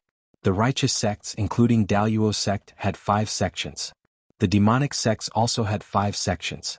They stood in the sky. Nyosin of 10,000 demons said expressionlessly, "The matter of Yu Qianqiu and Daluo sect has troubled you all. Lu Qing, what is the meaning of this?" Lu Qing was the consecrator of Fuxin Island. He waved his hand and said, "Nyosin, don't misunderstand. Daluo sect sent a message to the 4 sects, asking us to stop this fight. We just received the sect master's decree, and we don't have any other intentions." The demonic sects didn't say anything. They believed this. Daluo sect must have noticed that the situation was bad and sent a message back to the sect. They didn't stop it at first, probably thinking that they would gain an advantage. Who knew that they would be at a disadvantage? Daluo sect couldn't send people over, so they sent a message to the 4 sects, asking them to send a decree to the people in Wanghai town. Why didn't you stop it earlier? Why now? Yu Qianqiu sneered. He was a smart person and could see through the trick at a glance. We don't know about that. After receiving the decree from the sect, we immediately came here, Lu Qing said. Niu Sun sized up Li Mingbai and Cui Zhaofan. Suddenly he looked at Yu Qianqiu with a strange expression. He thought to himself, those two are clearly showing signs of exhaustion. I'm afraid it will be difficult for them to make a move. This brat is famous for not being at a disadvantage. Why would he give up such a great opportunity? Strange. He didn't think about it. With Yu Qianqiu's current cultivation, he couldn't see through the late-stage tribulation passing experts. Otherwise he wouldn't be so lucky. He would definitely pounce on them and slaughter them. After the group of cultivators at the end of the tribulation transcendence stage looked at Li Mingbai and Cui Zhaofan, they seemed to be deep in thought. They all stared at Yu Qianqiu in silence. No one had revealed the truth. It all depended on Yu Qianqiu's decision. Yu Qianqiu was in the middle of a group of people at the end of the tribulation transcendence stage. When he saw everyone looking at him with a strange expression, Yu Qianqiu immediately felt the pressure on him increase. He looked at Purple Dress and realized that it would be difficult for him to succeed in a short period of time. It was the same for the special forces below. Since none of you are speaking, then let's just waste time. Yu Qianqiu was on high alert. In any case, Purple Dress and the special battle team below them had the upper hand. If he could buy more time, he might be able to kill a few of them. It would be even better if he could kill one at the end of the tribulation stage. He wanted to waste time, but the righteous sects did not want to waste time with him. Everyone had come under the sect leader's decree. Afterwards, they would have to report the completion of the task. Lu Qing of Supporting Immortal Island said, Yu Qianqiu, tell your people to stop. Now is the time to unite against the outsiders. Why must you kill them all? Isn't it better to save energy to deal with the outsiders? With so many powerful people gathered, Yu Qianqiu knew that he could not delay any longer. He curled his lips unwillingly and said, tell the people from Daluo sect to stop first. Once they stop, my people will naturally stop as well. Lu Qing looked down and frowned. He said, the people from Daluo sect are defending and your people are attacking. How can you tell the people from Daluo sect to stop first? If they stop, isn't it the same as seeking death? Yu Qianqiu was stunned. He looked down and realized that it was indeed the case. If the people from Daluo sect stopped, the special battle team would instantly slaughter them all. He thought that it was a pity, but there was nothing he could do about it. There was a group of powerful people here. Then he shouted, Purple Dress, come back, stop fighting. When Purple Dress heard this, she immediately recalled her purple bamboo and teleported to Yu Qianqiu's side. She said with a surprised expression, why are you stopping? Give me another half an hour and I'll definitely kill those two. She didn't look like she was satisfied with the fight. The various sects were speechless. They did not expect this woman to be so belligerent. Yu Qianqiu said, go back down. Z-Dress had no choice but to follow him back to the ground. Stop attacking and prepare for battle. With Yu Qianqiu's order, even if the special battle team had doubts, they would not ask them out loud like Z-Dress. They immediately teleported back, but they were still on guard. The people from Daluo sect were also huddled together, not daring to relax. Clearly they were afraid of being beaten up. The people from the various sects in the final phase of tribulation transcendence also teleported down. They stood between the two sides to prevent them from accidentally fighting again. Luo Kuan and Zhu Zhao carried Cui Zhaofan and Li Mingbai back to Daluo sect's side. Luo Kuan said in a low voice, stop fighting. Only then did the people from Daluo sect believe that it was over. They all relaxed as if they had just survived a disaster. Especially Zhu Xianxian, who was hiding in the middle of a few dozen people. He was still in shock. Of all the people in the early phase of tribulation transcendence, he was the only one who survived. Fortunately, a group of people had been protecting him for Zhu Zhao's sake. The Allure Beauty leisurely walked over. Suddenly, she noticed that Yu Qianqiu was gritting his teeth. She could not help but ask, what's wrong? I was tricked. Yu Qianqiu stared at the pale-faced Cui Zhaofan and Li Mingbai, who were being supported by two disciples. Only now did he realize that those two fellows had already reached such a stage. Just now they were barely holding on, but he had wasted such a good opportunity. Now that he understood, he was so angry that he almost vomited blood. This was too vexing. The people in the final phase of tribulation transcendence in the middle naturally understood what he meant, but they all pretended as if nothing had happened. In their hearts, they were also sighing at how lucky Cui Zhaofan and Li Mingbai were. To be able to survive this guy's attack was truly a miracle. The Luo sect, please return first. Lu Qing cupped his hands at Luo Kuan. Luo Kuan's face was ashen as he returned the greeting. Then he ordered his disciples to collect the corpses of the dead disciples. Not long after, there were only 200 corpses of the special forces left on the plaza. When the people in the final phase of Tribulation Transcendence saw Yu Qianzhou staring at the corpses on the ground with twitching expressions, they exchanged glances and silently dispersed. There was nothing left for them to do here. The 400 or so special forces who were still alive remained silent. Ziyi's face was also filled with solemnity. The Allure Beauty's gaze shifted to Yu Qianzhou. Seeing that his face was flushed red, and the veins on his neck could already be seen bulging, it was clear that he was extremely angry. Collect the corpses of our brothers onto the fourth flying artifact, Yu Qianzhou said word by word. The special forces dispersed. They silently picked up their comrades and quietly sent them onto the fourth flying artifact. The onlookers from the various sects looked at these masked rogue cultivators with admiration. Although there were only about 400 people left, almost all of them had died at the hands of the two cultivators in the final phase of Tribulation Transcendence. The Deluo sect had more than 1,000 people, and many of them were in the Tribulation Transcendence stage. However, almost all of them had been killed by these people, leaving only a few dozen alive. Yu Qianzhou silently walked toward the fourth flying artifact. Ziyi and the Allure Beauty followed behind him. However, when they were about to reach the cabin door, a group of masked rogue cultivators suddenly blocked their way, separating the two women from Yu Qianzhou. Yu Qianzhou didn't even turn his head as if he didn't know anything. He walked in without even looking back. Only the two captains followed him in, and then the cabin door immediately closed. Why did you stop us? The Allure Beauty looked at the group of masked people in front of her and asked. The mister wants to send the dead brothers home. Please don't disturb him, the person in front said indifferently. The Allure Beauty and Ziyi looked at each other, their faces filled with confusion. Inside the cabin, Yu Qianzhou looked at the over 200 corpses on the cabin's board without any expression on his face. He extended his palm and said indifferently, Go back. Go back to Utopia and rest in peace. I will use the entire Deluo sect as a sacrifice for you. He didn't say anything else. He released his divine senses, and the over 200 corpses instantly disappeared. In Utopia's military camp, after Guan Yu received the notice, he had already gathered everyone. Close to 10,000 people were waiting quietly. When over 200 corpses appeared, Guan Yu waved his hand and a group of people came out.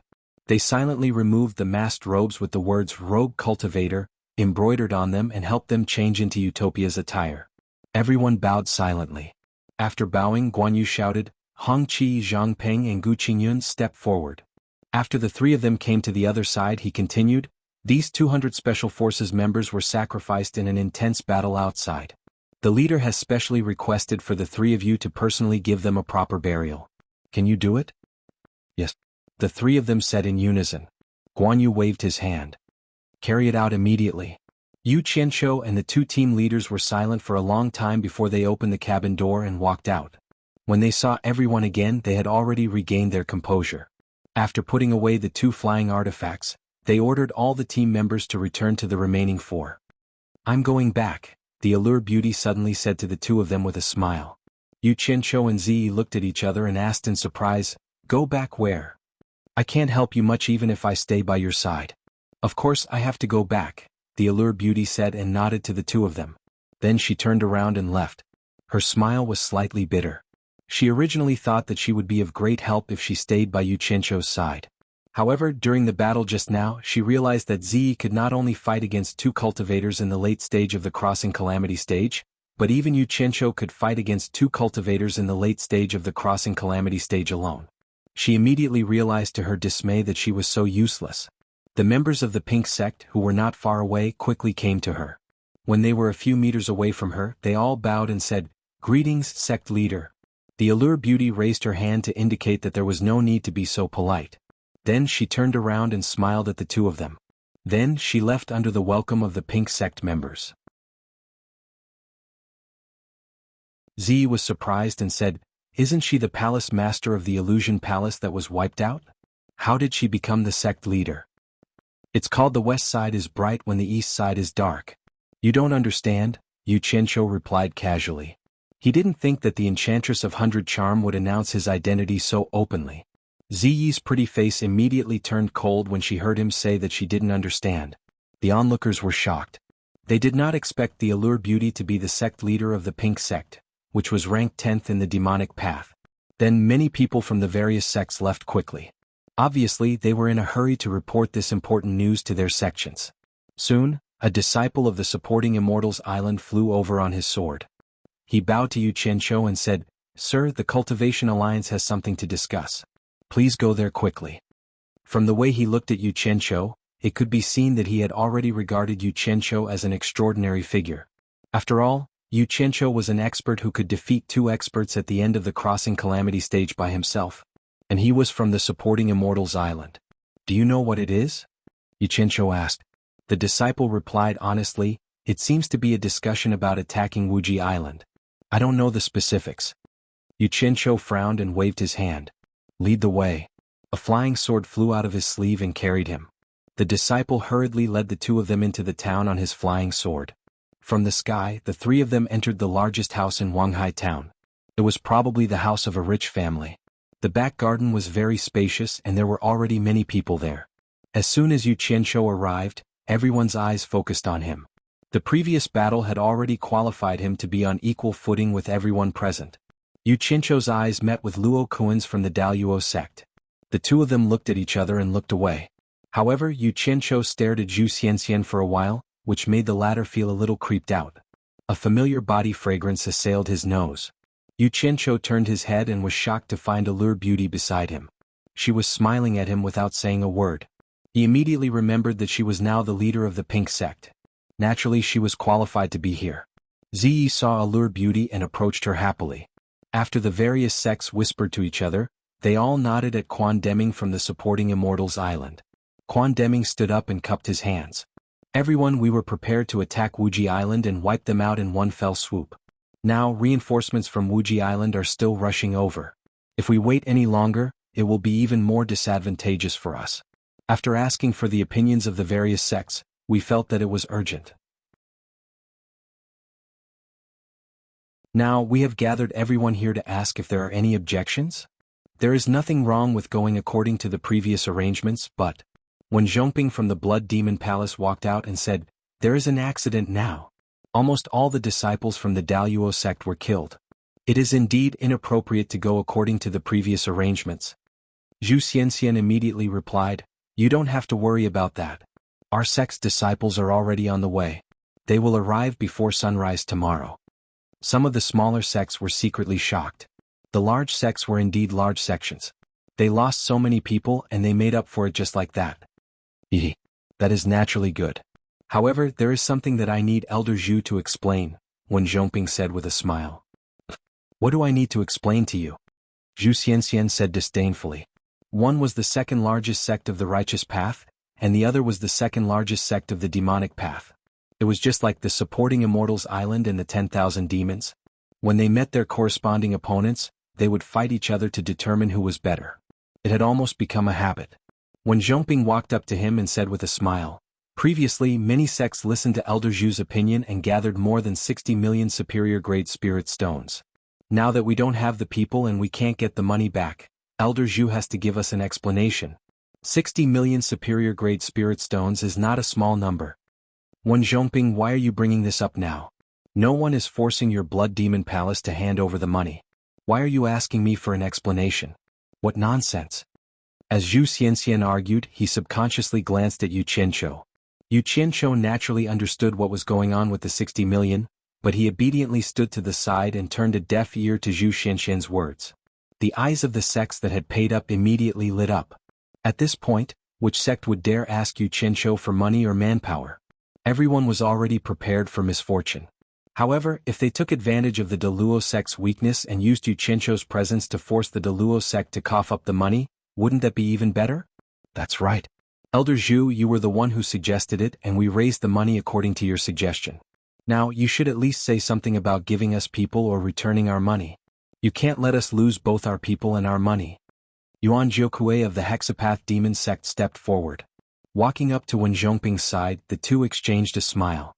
Wen Zhongping cupped his hands and said, "Old brother Yuan's words are reasonable. You should at least give us an explanation." "That's right. You should at least give us an explanation." At least 5 or 6 sects joined in on the commotion, most of them from the demonic path. Even if the righteous path wanted to take back the money, they had no choice but to swallow their anger. After all, they were all from the righteous path, and as long as the demonic path caused a ruckus, they would definitely get their money back. Luo Kuan was resting with his eyes closed, but from the twitching of his cheeks, it was clear that he wasn't calm at all. Zhu Xianxian pointed at the two of them and said angrily, "At that time were the two of you fighting for more money and trying to get more people? Now you're asking me for an explanation? Go find whoever took the money. Go find whoever has the hostage. Go find whoever has him." What a glib tongue.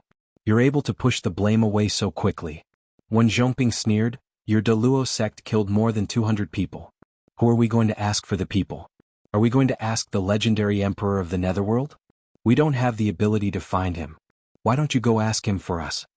Everyone deliberately avoided Yu Qianqiu because they wanted to drag the Deluo sect into this. Zhu Xianxian suddenly shouted, "The people are Yu Qianqiu's men and the money is also Yu Qianqiu's.